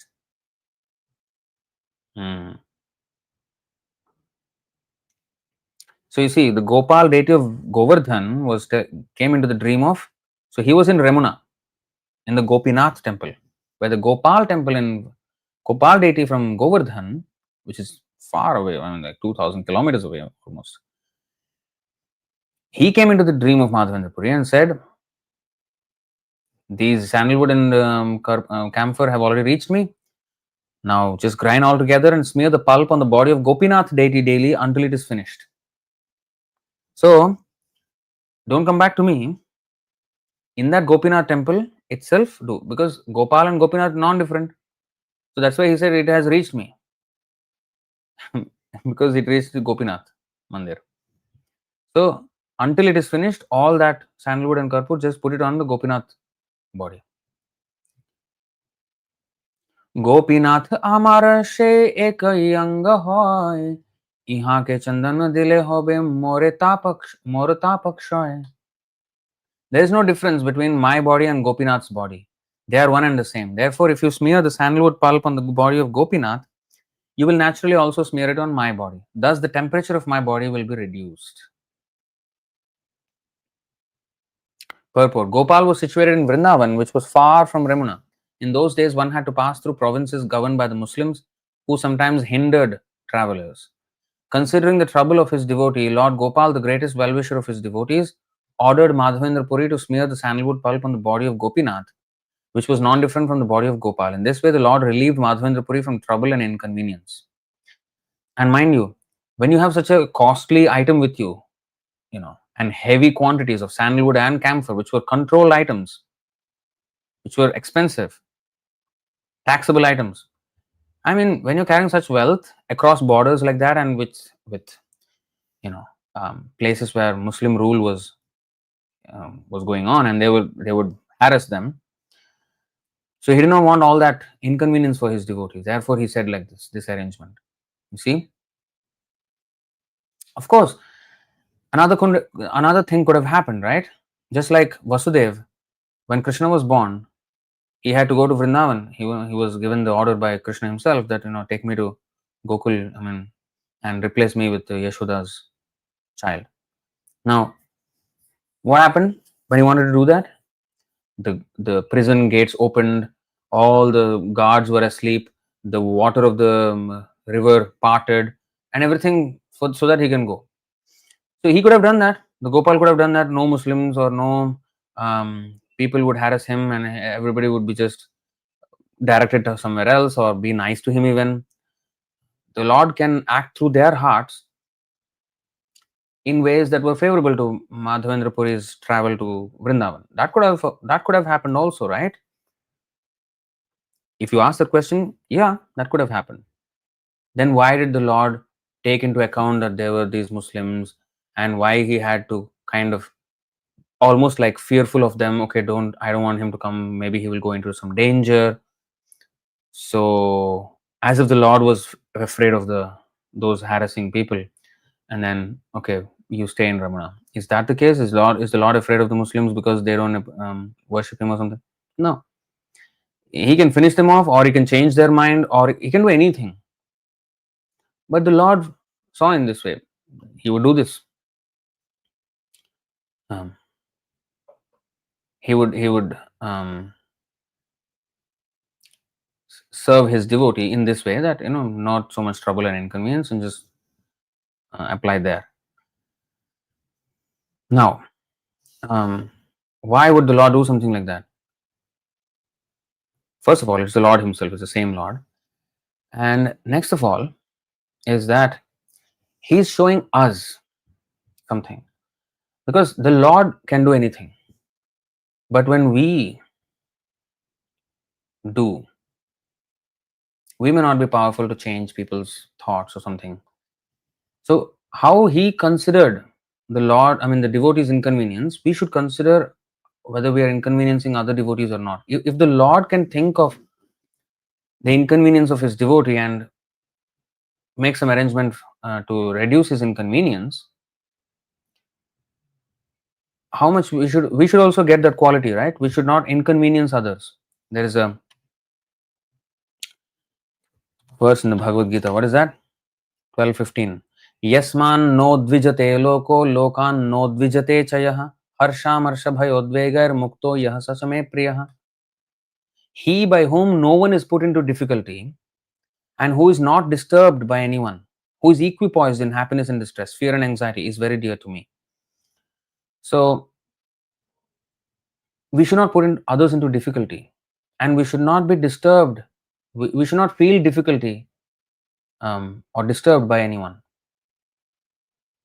Others may try to put us into difficulty, but we should not. We should not be too much. Matra sparshastha kaunte. We should tolerate that. But because they have put me into difficulty, I also will put them into difficulty. That's wrong. No, I should not put others into difficulty. So the Lord is showing this, how He is showing His love to His devotee by making sure he won't be inconvenienced. So He's teaching us behavior, how we have to behave. So that is a lesson He can teach. He can, of course, do the other thing where, yeah, guys, come, don't worry, I will make everything okay for you. He could have done that, yeah. Why did He not do it? It's His wish. He can do anything He likes. Who are we to question why He did not do like this, why He did only like this? Maybe there is some reason. It's just the Lord's pure will. It's the Lord's will, that's it. Why means that's how He wanted it. Could He have done another way? Yeah, He could have. Why didn't He do it? He did not want to do it that way. That's it. You can't. He's not forced by circumstances. Oh, He could not do it that way because this was the condition, because that was. No condition. The Lord is not conditioned by conditions. He is not limited by conditions. No, He can change any condition, whatever He likes. But sometimes He may conform to the condition, sometimes He may not. And that's His sweet will. Like He came out of the womb of Devaki. Oh, that's like an ordinary child's birth or from a womb. Well, He's not. He came as a 400 form and then He changed into 200. But even if you consider He came out, like a child, mother, father. In the case of Narasimhadev, He did not. He came from a pillar. Who was His mother and father? Nobody. So He can conform to the rule that a child comes from the womb of a mother, or He can choose not to conform to the rule by coming out of a pillar, or in the case of Varaha, from the nostril of Lord Brahma. He can do anything. Anything. That's the sweet will of the Lord. So just because He conformed to some condition, oh, there were some Muslims there, they would harass Him. So yeah, I don't want Him to face that trouble. So He's actually kind of limited by the presence of the Muslims there. He is not. But why did He do it? He just wanted to do it that way. He didn't want His devotee to carry all the sandalwood. And He's showing us, there's a lesson for us as well, that we should not put others into difficulty, even for the sake of service. Of course, there will be some inconvenience for the sake of service, but one has to elicit that from the devotee by inspiring him instead of like forcing him. Sometimes force is required, little force, disciplining is required, but it has to come out of the voluntary feeling of the devotee. When he has the majority of it as voluntary feeling but a little bit of laziness, that's when in his heart he knows he has to do this, like wake up for the morning or whatever it is, or go out for the book distribution, but he knows it, but he's just a bit lazy or a bit fearing, oh, if I go out, what if I cannot sell a book, or what if some people, I cannot argue, or cannot, like, I'm a little bit scared about meeting people, or whatever it is. A little pushing is required at that time, a forcing is required, but that is depending on already he's being inspired that yes, this should be done. He knows that this should be done, but he just can't get himself to it. So that's when the forcing is effective. But if one is going to force without any inspiration, without the person knowing nothing or not wanting to serve, then it's useless, right? So there is some difficulty that a devotee may go through because of the order of the Guru. I mean, let's take it. Prabhupada went through the difficulty of going to America and heart attack and so many difficulties. But he voluntarily took up those difficulties. That's different. That's love. But if I force someone and then because of me they get into difficulty for my own gratification, that's bad. But we should encourage others to take up difficulty for Krishna's service. And that actually will not be difficulty. Seva sukha dukkha parama sampada nashaya avidya dukkha. Bhaktivinoda Thakur has sung that Seva Sukha Dukkha Parama Sampada. The happiness and misery or pain that comes in the course of our doing service to Krishna are both Paramasampada, are both great assets because they teach valuable lessons in both cases. And in fact, a devotee feels happy to take trouble for Krishna. He feels fulfilled that I have taken some risk for Krishna. I have taken some, I have put some effort for Krishna Seva, and the devotee actually feels happiness from that. It is not a dukkha, in fact, for him. Paramasampada. Nashaya avidya dukkha. The materialistic despondency that comes with the material activities, material relationships, material affection, attachment, will cause actual pain. So he that will be destroyed because of his attachment to Krishna. In this seva sukha dukkha, he gets more and more attached to Krishna. If he takes risk for Krishna, he gets even more attached to Krishna because he will pray to Krishna even more for strength to serve him. Oh, I have this challenging situation. I want to serve you. I want more strength. He prays even fervently. So his devotion increases in those situations. Therefore, they are Parama Sampada. They only make him strong, stronger and stronger.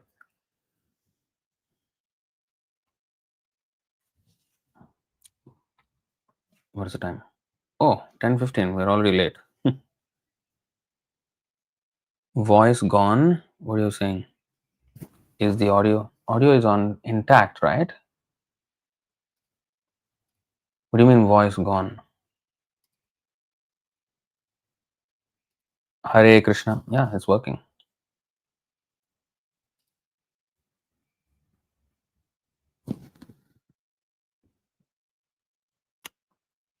All right. So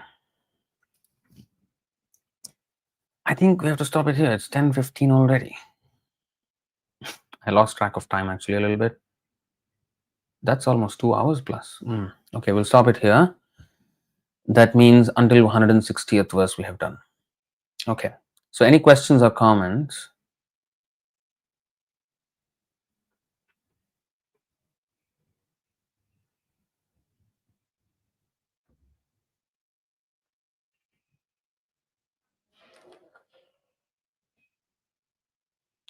Antya 2028. 20.28. Okay, what is that?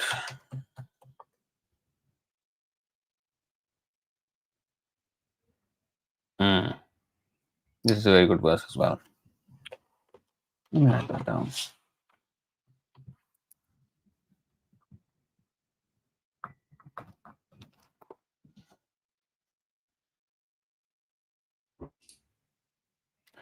प्रेमेर स्वभाव जहाँ प्रेमेर संबंध সেই মানে কৃষ্ণ মোর নাহি প্রেম গন্ধ.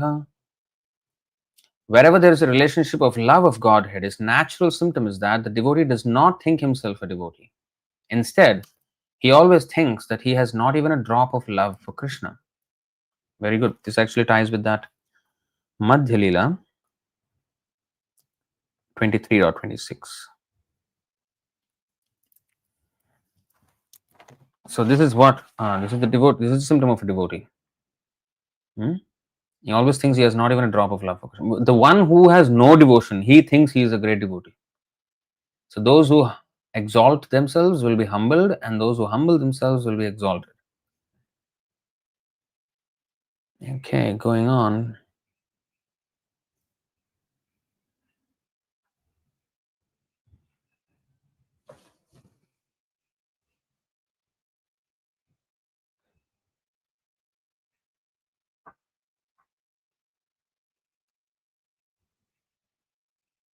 My name is Sayan Ghosh. I'm from what? Simply nonsense. Please hear the lecture now.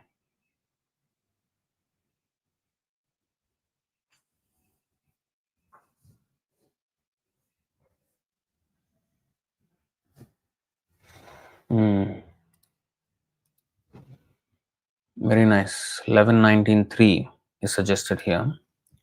Let me go here. 11.19.3.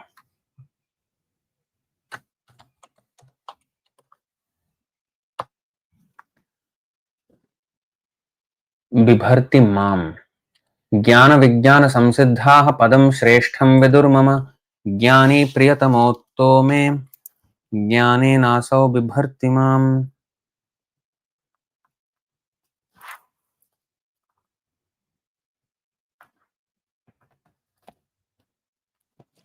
So those who have achieved complete bibharti mam maintains me. Those who have achieved complete perfection through philosophical and realized knowledge recognize my lotus feet to be the supreme transcendental object. Thus, the learned transcendentalist is most dear to me, and by his perfect knowledge, he maintains me in happiness. In his perfect knowledge, what he does, he understands that Vidya Vinaya Sampanne Brahmane Gavihastani Shunichaiva Swapakecha Pandita Samadarshina. He sees everybody equal, and he sees everybody as an equal qualified recipient of Krishna's mercy, and therefore he distributes Krishna's mercy to everyone. Once Prabhupada was asked this question by that Patel, Dr. Patel, who was always like friendly argument with Prabhupada. So he said, you said, he said to Prabhupada, first class devotee, he doesn't even consider himself devotees. He considers everybody else as devotee except himself. He's so humble. Second class devotee, he makes distinctions. Okay, this is the Lord, this is the devotee, this is the non-devotee, but he's innocent. He can be preached to, and this is the non-devotee, but he's envious. Better to neglect him. So he makes those distinctions and he acts accordingly in society. And he is that preacher. He preaches. A pure devotee, a first class devotee, he doesn't even preach because he thinks they are better devotees than me. I am the worst fallen person in this universe. So he does not preach. He's just in his own humility and ecstasy. So the second class devotee is the preacher, and the third class devotee, he does not know how to behave. So he said to Prabhupada, but you are a preacher. You distinguish. That means you are a second class devotee. Then you do not see everybody as equal because you are making these distinctions. Prabhupada paused for a while. That was, I think, a morning walk. He was walking. He was silent for a while and he said, my equality is that I don't care. I mean, I'm just paraphrasing here. I want to distribute Krishna consciousness equally to the black, the white, the Indian, the American, the Chinese, everyone. I don't see any distinction. Everybody is an equal qualified recipient of Krishna consciousness, and I want it to be distributed everywhere. This is my equality. So although he's preaching, he's seeing still everybody equal recipient. So he, without any distinction, indiscriminately, he was spreading Krishna consciousness. That's equality. So Paramahamsa, but in the role of playing the role of Parivrajaka, he's a pure devotee, seeing everybody equal, but playing the role of Parivrajaka. So that preaching will maintain Krishna in happiness. So it's actually a very good verse. 11:19:3.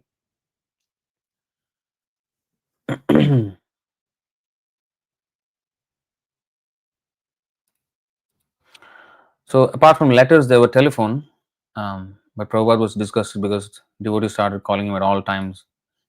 And therefore such communication was handled by his secretary and others, and he would just deal with letters and whatever the devotees, the secretary would come up with whatever the conversation was, and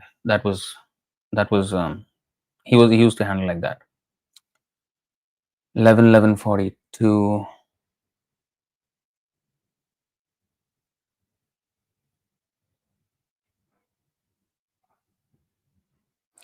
45. Explain more.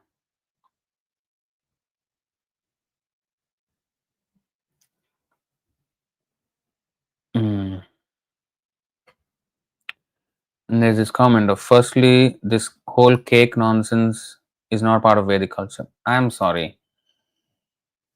It can be offered to the Lord. For every festival, we do have cakes, and there's nothing absolutely wrong with that. It can be offered to the Lord.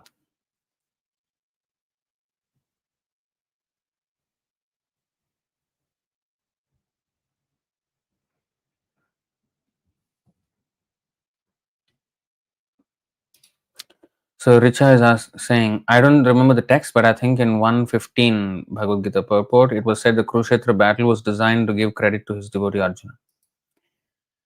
Yeah, I mean, Yathecha, I mean, what is that? Nimitta.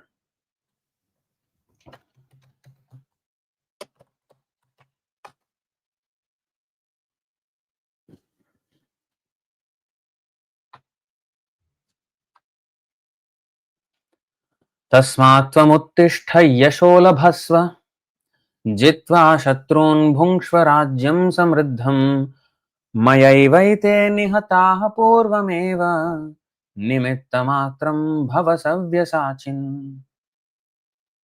Yasho labhasva. What is yasho labhasva? Gain fame.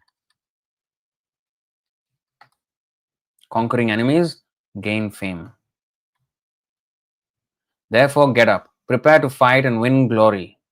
Conquer your enemies and enjoy a flourishing kingdom. They are already put to death by my arrangement, and you, O Savyasachi, can be but an instrument in the fight.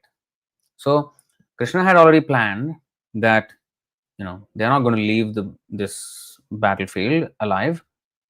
So, whether you fight or not, it doesn't matter, but I want you to fight and win glory. Yasho labhasva. And not just a limited glory, you will be known as the greatest fighter of all time till the end of time. And now the Bhagavad Gita is there. Today, 5,000 years later, we are still glorifying Arjuna as the greatest archer. And that's the kind of Yashola Bhasva Krishna wanted for his devotee Arjuna. And yeah, I mean, and through that glorious fight, the glorious dialogue between Krishna and Arjuna also became, actually, that's the real thing. So, that message is now heard and echoed all over the world, and we are all benefiting from that.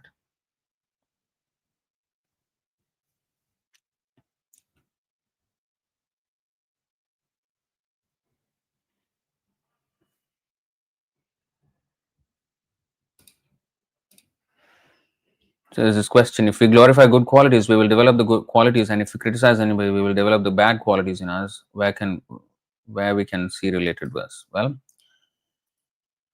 there is this verse, and it's a very important point. 11:28 Parasvabhava karmani yah prashamsati nindati sa ashubhrashyate swarthad asatyabhiniveshatah. Whoever indulges in praising or criticizing the qualities and behavior of others will quickly become deviated from his own best interest by his entanglement in illusory duality. So, if we praise any materialist, that means we are appreciating that quality, so that quality will appreciate in us. This is why he will become deviated from his own best interest. And if you criticize those qualities by favoring another materialistic quality, for example, we will only give prasadam to the poor people. For example, if we say, why not the rich? Why not the rich? Oh, free food must be given to poor people. No, prasadam should be given to rich also, because they are also poor. Who is not happy is poor. And everybody in this material world, they need prasadam, whether rich or poor. So, by praising the poor man and by despising the rich man, or criticizing, or subtly criticizing even, that he doesn't require this prasadam. We are not like that. Samadarshana means samadarshana. Poor or rich, everybody requires prasadam. So, or Krishna consciousness, Krishna philosophy, anything, everybody requires these things. So, when we make this subtle, or sometimes we may think, oh, here is a rich man, so let us be nice to him. And here is not a so rich man, so we can be like anyhow to him. So that's another, again, it's a nonsense in our head. So by criticizing or praising, then we are actually we are not doing samadarshana then. So that's why it is said, and by even criticizing heavily, we are meditating on those qualities of those persons which we are criticizing. And by such constant meditation, it will deviate us from our own best interest. So, A conditioned soul desires to lord it over material nature and thus criticizes another conditioned soul whom he considers inferior. We want to be superior. Similarly, one praises a superior materialist because one aspires to that superior position. He appreciates somebody so that his quality, he can appreciate himself, increase himself to reach that stage or even better than him. Praising and criticizing other materialistic people are thus directly or indirectly based on envy of other living entities and cause one to fall down from swa-artha or swartha, one's real self-interest, Krishna consciousness. The word asati abhiniveshataha, by absorption in the temporary or unreal, indicate that one should not adopt a concept of material duality and praise or criticize other materialistic persons. Rather, one should praise the pure devotees of the Supreme Lord and criticize the mentality of rebellion against against the personality of Godhead, by which one becomes a non-devotee. See, one should not criticize a low-class materialist thinking that a high-class materialist is nice. In other words, one should distinguish between the material and the spiritual and not become absorbed in good and bad on the material platform. So you should praise spiritual qualities and criticize material qualities which induce rebellion towards the Lord. But within material, we should not praise one over the other. That's all duality. But it is not that the devotee does not criticize anything at all then. No, he does criticize rebellion towards the Lord and anything that foments such rebellion. And he does praise the devotees and the devotional qualities of the devotees so that when he appreciates those, it appreciates in him. When we deprecate bad qualities, those depreciate in us because we will stay away from them, those bad qualities, if we despise them. Because if we vehemently throw that away from what our values are, what we value, that means we don't value it as much because they're against our values. So in our mind, we're having a very strong opinion about rebellion towards the Lord. So that's why it is important we have that, so that we can completely be done with that materialistic kind of materialistic thoughts, materialistic actions, materialistic words. We have to be strongly away from them, and therefore we need to criticize that to save ourselves, to save others, to save that person. Even sometimes chastisement is done to get him out of that tendency, or for the other people in general, to criticize something so that people in general will understand that is bad. And then praise the devotional qualities, the real qualities of the devotees. So in this way, praise and criticism can be used in Krishna's service when we distinguish between spiritual and material. That's why the separation is required. You know, that sword of knowledge, the sword of knowledge has to be sharp. Why it is called a sword every time? Like many times, it's called of course, sometimes as a fire, sometimes as a sword, but many times the reference of sword, jnanasina, comes. Why? Because with a sword, we have to cut between spirit and matter. We have to be clear about what is spirit and what is matter. That distinction, in fact, the word decision comes from the word scission. Scission means a scissors, like incision or something. Scission means to cut. Scissors means the instrument with which you cut. So decision means you are scissioning, you are cutting. You are making, okay, I will do this, I will not do this. So that should be depending on what is spiritually beneficial and what is spiritually detrimental, which is materially inducing my mind. So that is a decision I have to make every single time, every single moment. What am I supposed to do now? Okay, I have to do this and not do that. I should choose not to do something for these reasons. I have to make a decision. So I have to decide between spirit and matter all the time. That's why this we will come back here. 2:16 of Bhagavad Gita. What does it say? नासतो विद्यते भावो ना भावो विद्यते सतः उभयोरपि दृष्टोन्तस्त्वनयोस्तत्त्वदर्शिभिः. Those who are seers of the truth have concluded that of the non-existent, the material body, there is no endurance. The material body will not endure. The seers of the truth, Tattvadarshi, they have concluded the body will not endure. They are not hoping for preserving the body with some stem cell research or freezing the body. No. They have concluded the body will not endure. It will die one day. It will perish. And of the eternal, the soul, there is no change. The soul will never change. It is not becoming old or something. The soul is always the same, and Navayovanam, youthful, ever youthful. And even with the destruction of the body, the soul will never change. So that is spirit, spiritual. The soul is spiritual. The body is material. This they have concluded by studying the nature of both. Studying the nature of spirit, studying the nature of matter, and carefully observing the two and choosing the spirit. So, and not matter. And that means even the priorities in life.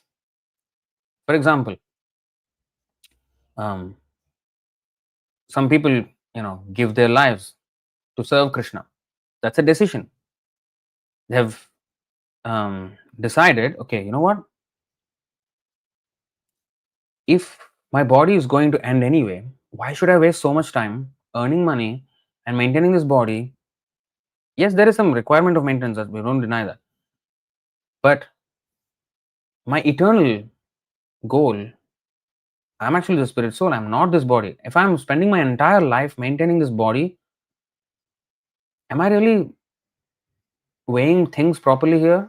Priorities? Are my priorities weighed properly? Definitely not. Because why am I spending so much time on the temporary thing, which anyway, despite all my maintenance, will die one day? Whereas the spirit soul, whom I have to be concerned with, and if I really concern myself with my spiritual interest, self-interest, then I can actually end this entire cycle of birth and death for eternity that I've been suffering in one stroke, in this lifetime. If I make a solution, I can go back to God and end this problem. I should focus my energy there. So how much energy are we focusing per day on spirit and on matter? That's a decision. If we understand, if we study the nature of both,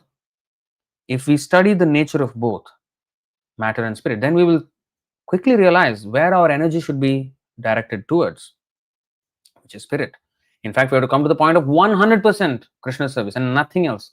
Of course, we can't make that switch immediately. Depending on our progressive understanding of Krishna consciousness, we will take appropriate steps. We should not imitate a person who's at 100% conviction, but at the same time, oh, I'm not at there, so I will just stay where I am. No. I have to go towards that 100%. And that's why it is said, give your money, whatever you earn to Krishna, give 50% of it to Krishna, actually, to the Krishna conscious mission. Now, if I cannot do 50, start with something and aim to get at the 50.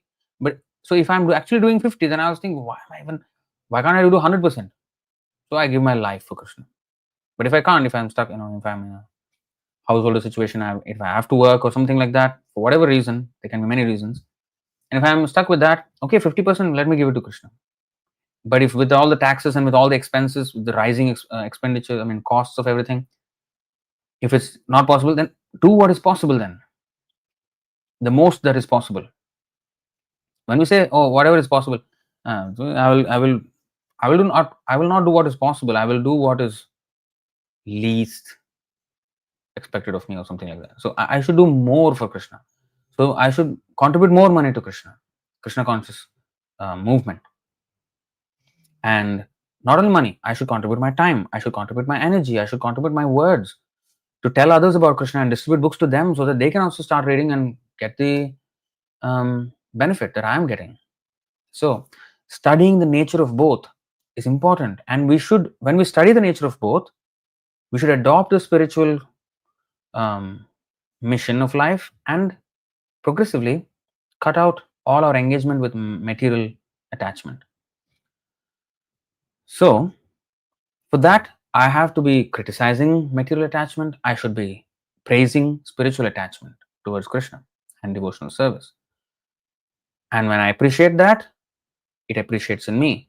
If I deprecate this, it will depreciate in me. So that should be done. Yeah. One should not criticize a low-class materialist thinking that a high-class materialist is nice. In other words, one should distinguish between the material and the spiritual and should not become absorbed in good and bad on the material platform. For example, an honest citizen, so this is a good example, an honest citizen distinguishes between the life of civil freedom and that of imprisonment. So, if I distinguish between imprisoned life, prisoner's life, and a normal person in the society. We should want to be a normal person in society. You see, whereas a foolish prisoner distinguishes between comfortable and uncomfortable prison cells. Oh, my prison cell is solitary confinement, or I'm a little bit.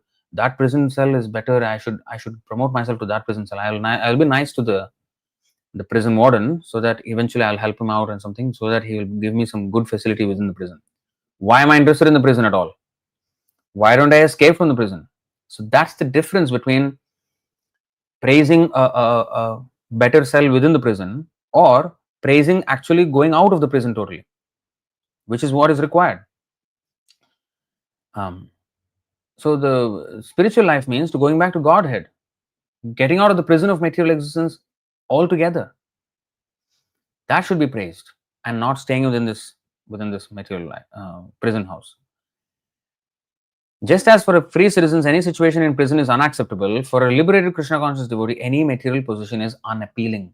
Very beautiful, right? So Srila Bhaktisiddhanta Saraswati Thakur indicates that rather than trying to separate conditioned souls by materialistic distinctions, one should bring them together to chant the holy names of the Lord and propagate the Sankirtan movement of Lord Chaitanya. A non-devotee or even an envious third-class devotee is not interested in uniting people on the platform of love of Godhead. Instead, he unnecessarily separates them by emphasizing material distinctions like communist, capitalist, black, white, rich, poor, liberal, conservative, and so on.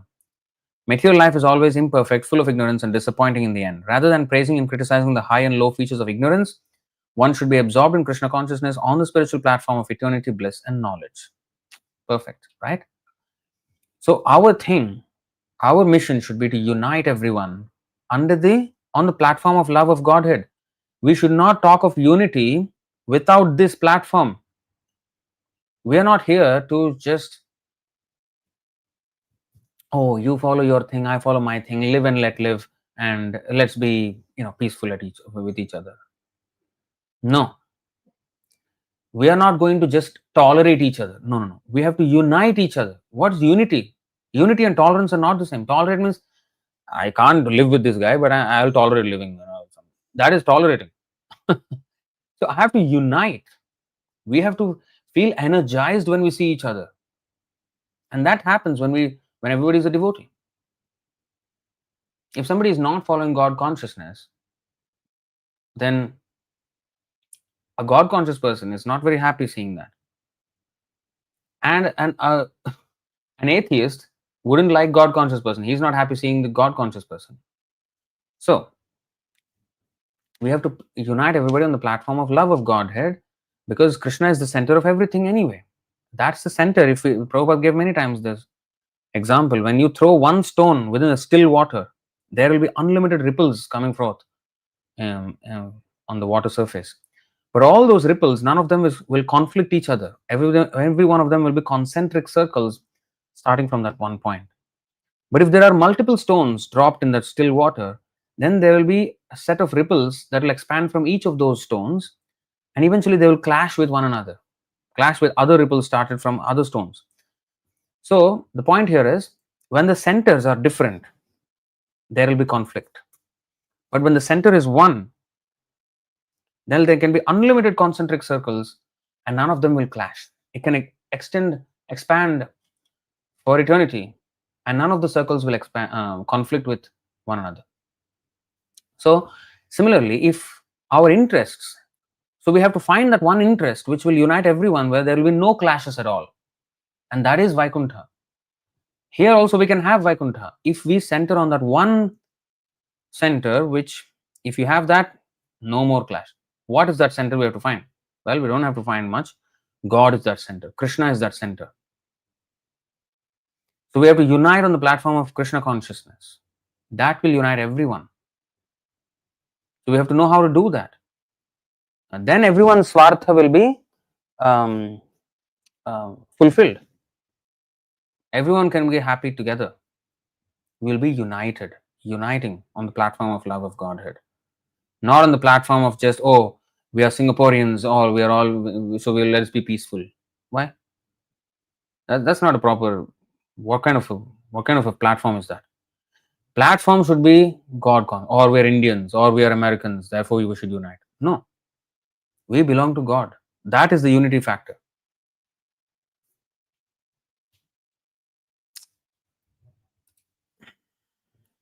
So that's the answer to that.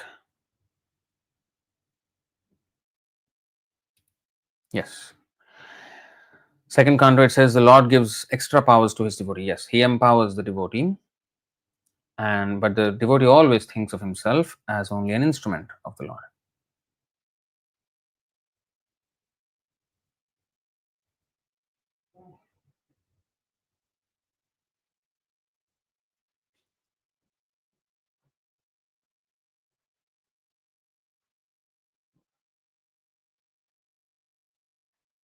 So there is one. Gopal Prabhu's spiritual position is very higher. He's always protected by Krishna and is like Krishna reciprocating through every innocent soul. He is getting respect and fame. Was wondering also why some people are not ready to glorify him, even finding fault in him. Because of Krishna, he's very attractive, and those who are very sinful only can keep envy to such. Yeah. So great devotees who preach automatically become attractive. So if I want to be envious, I have to inspect myself. If I can't glorify other person's devotion, then I have to inspect myself.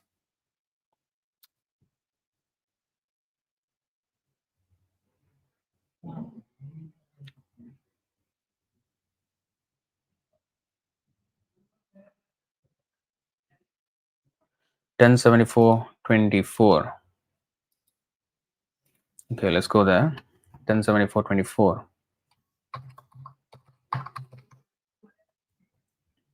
सर्वभूतात्म भूताय कृष्णायानन्यदर्शिने देयं शान्ताय पूर्णाय दत्तस्यानन्त्यमिच्छता इच्छता.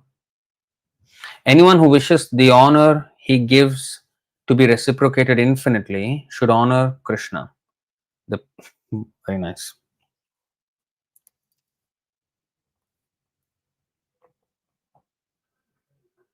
If somebody wants that his honor should be reciprocated, of course, we should never want our honor to be reciprocated. If we give honor to others, if we want honor back, we should not want, right? Amanina, but manadena. Amanina, manadena. But if anyone wishes the honor he gives to be reciprocated infinitely that too. Oh, I gave him little honor. I want unlimited honor as return. Even if one has such a desire, he should honor Krishna, because Krishna will honor that devotee unlimitedly. This is a beautiful verse. The perfectly peaceful and perfectly complete soul of all beings, Supreme Lord, who views nothing as separate from himself. And that for that one reason, he'll become indebted eternally the Lord, and then he will keep on glorifying the devotee. So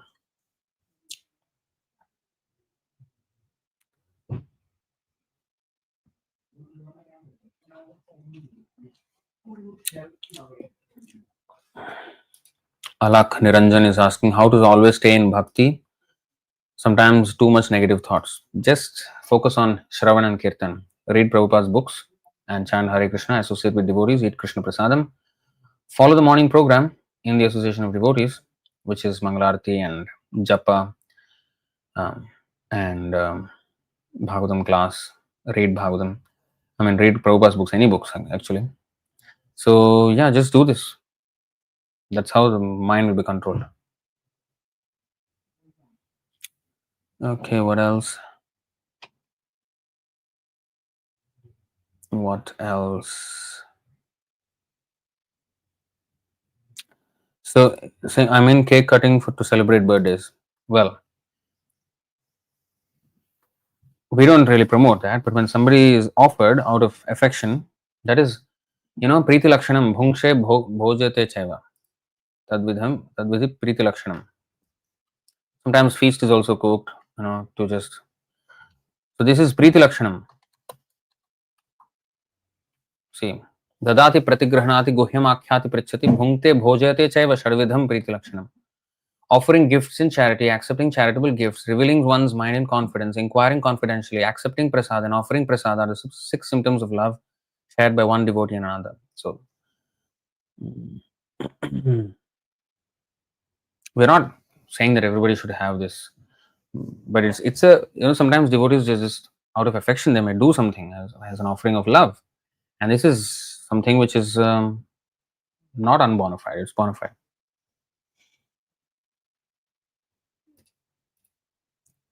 Is there a prayer to avoid material friends or being attached to family?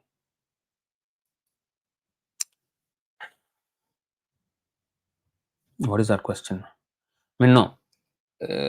Chant Hare Krishna. Hare Krishna is the prayer to be attached to Krishna. Then automatically our material attachments will go away. In the sense that we will see everything as related to Krishna, and even our family as related to Krishna, and engage them in Krishna's service. Even so, detachment can happen even within family life, while being in family, by understanding that everything belongs to Krishna and not me. Not me.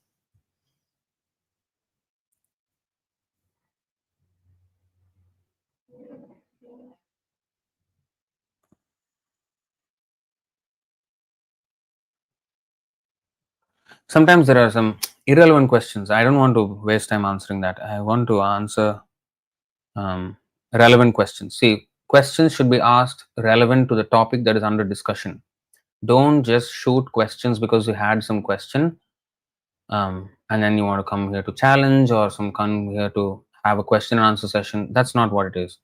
This is a lecture on a particular topic, and if you have any questions that are related to this topic, ask those questions. That's the proper way to ask questions, not just any question. I'm not going to honor that anymore. Can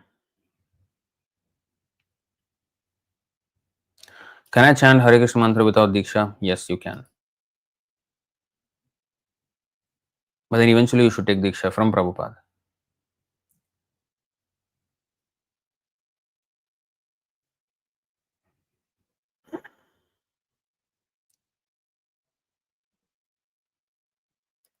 Okay, Srishti is asking, is it sufficient to just read the books of pure devotees?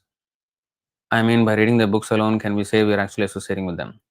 Okay, let me make this very clear. Read Prabhupada's books. We do not know who pure devotee is and who's writing. Sometimes some Babas, some this, then. Nowadays, all kinds of books are becoming prominent. Read Prabhupada's books. Prabhupada is a pure devotee. Can we say we're actually associating with them by reading the books alone? Good question. Yes, you are associating with the pure devotee when you're reading. Like when you're reading Prabhupada's books, when you're reading the purports, you are hearing what Prabhupada would say even when he is here. So you are associating with him, yes. But is that enough? No. Because of our conditioned nature, we cannot 100% follow everything, and we cannot even know the full details of everything just by reading the books. The books are there, which are the lifeline of our society, which are the basis of our society, of our movement. Based on the teachings of the books, we have to act now. We have to actually put it into action. And what does the book say? Sadhu Sangha, Sarva Shastra Koi. Sarva Shastra Koi, Sadhu Sangha. All Shastras are pushing us towards Sadhu Sangha. So we have to associate with devotees. We have to associate with devotees. So if I really read the books and associate with Prabhupada's words, then I have to actually go and associate with devotees, where I can actually advance. That's why the temple is a place where devotees can congregate and engage in various types of services, in which we learn many things. How to become a proper devotee. So we have to associate with the pure devotees that are in the Bhagavatam, in the Bhagavad Gita. Arjuna is a pure devotee, and of course, we are associating with all those pure devotees through the pure devotee who is our Guru, who is Prabhupada, Srila Prabhupada. So through his association, we are associating with all those pure devotees. But then we have to associate with devotees in the temple as well, so that we can actually associate with them and advance in our devotional life and engage in service.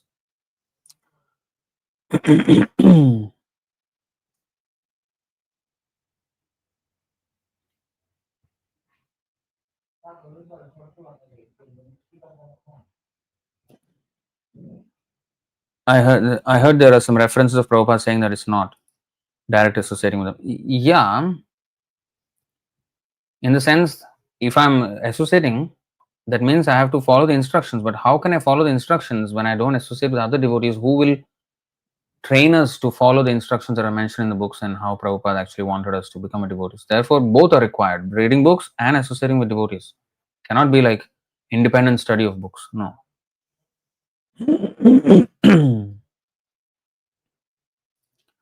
How to pray to the Lord for getting the association of devotees when you are living with materialistic family? So we have to pray for the mercy of the Lord that please give me direction on how I can actually join an association of devotees in a temple and actually become devotee. Now, while we are still stuck, and actually contact devotees and making who can guide you on how to make that move. And if you are for some reason unable to immediately move, then good thing is we have technology today that we can use to at least associate online and maybe even do some seva online. By attending these lectures, you are associating, and you can also offer some seva online as well. If you approach the devotees, they can give you some seva online as well, like even website maintenance, social media work, or some other editing for the magazines or something like that. There's always a lot of work, and if we can reach out, if you can comment on this video later on after the class, maybe we can give you some channel on how to contact our devotees. So in that way, we have to contact devotees, at least start first, and then consult the devotees on how to actually eventually come to the point where one is 10% serving Krishna.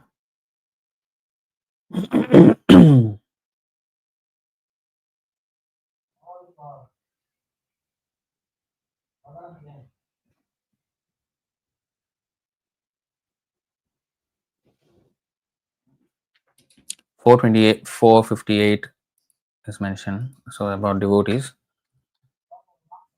So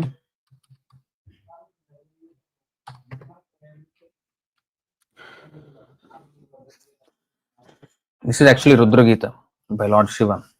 Athanaghanghres kirti tirthayor antarbahih snana vidhuta papmanam bhuteshvanukrosha susatva shilinam syat sangamonugraha eshanastava. My dear Lord, your lotus feet are the cause of all auspicious things and the destroyer of all the contamination of sin.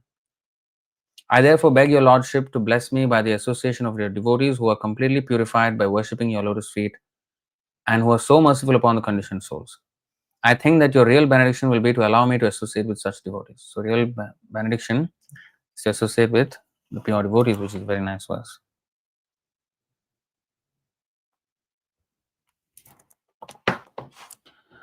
Okay, whatever it is.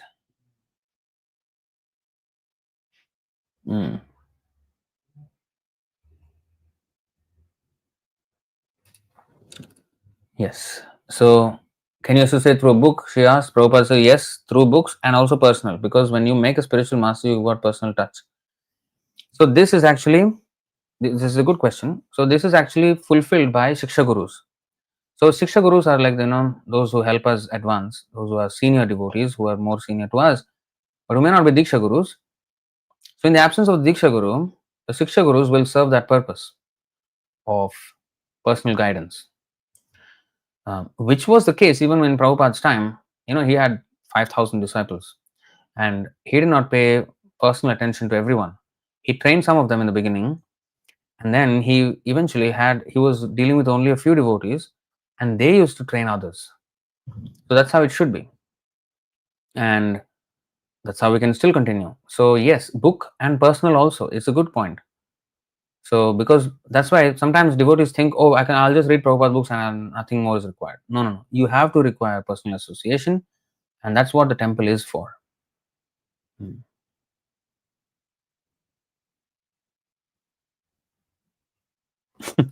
Not that in air.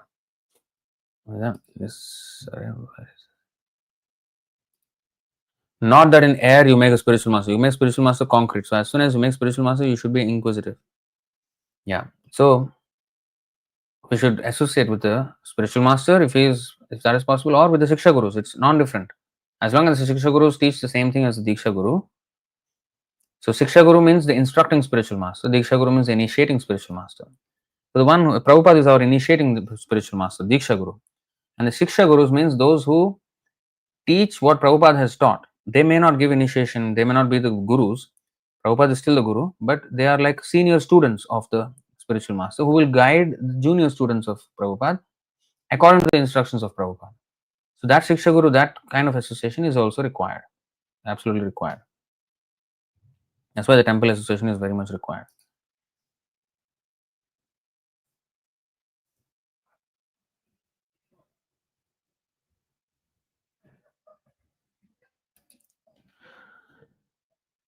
We forget every life what we struggled with in our previous life. So isn't this ultimately unlimitedly painful for Krishna to witness his parts and parcels struggling in the material world? Absolutely. Unlimitedly painful for Krishna. So that's why we should relieve him, therefore, by preaching. Divya Mehta. I have a doubt that why in Golok, Vedas Golok Vrindavan is not mentioned. It is mentioned. There are mentions of Golok Vrindavan. In fact, I don't have all the quotes ready here. It is mentioned. Even in the Shrutis, it is mentioned. The literature. Okay, so I'll end it here. Thank you all very much for your time. And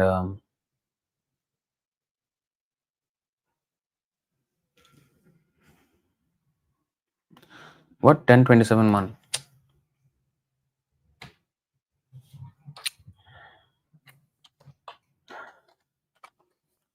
It's becoming late here.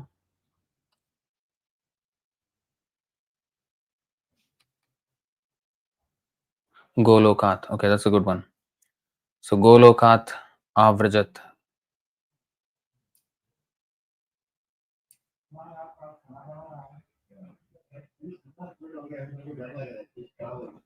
Govardhane धृते शैले आसाराद्रक्षिते व्रजे गोलोकाद avrajat Krishnam surabhi shakra evacha.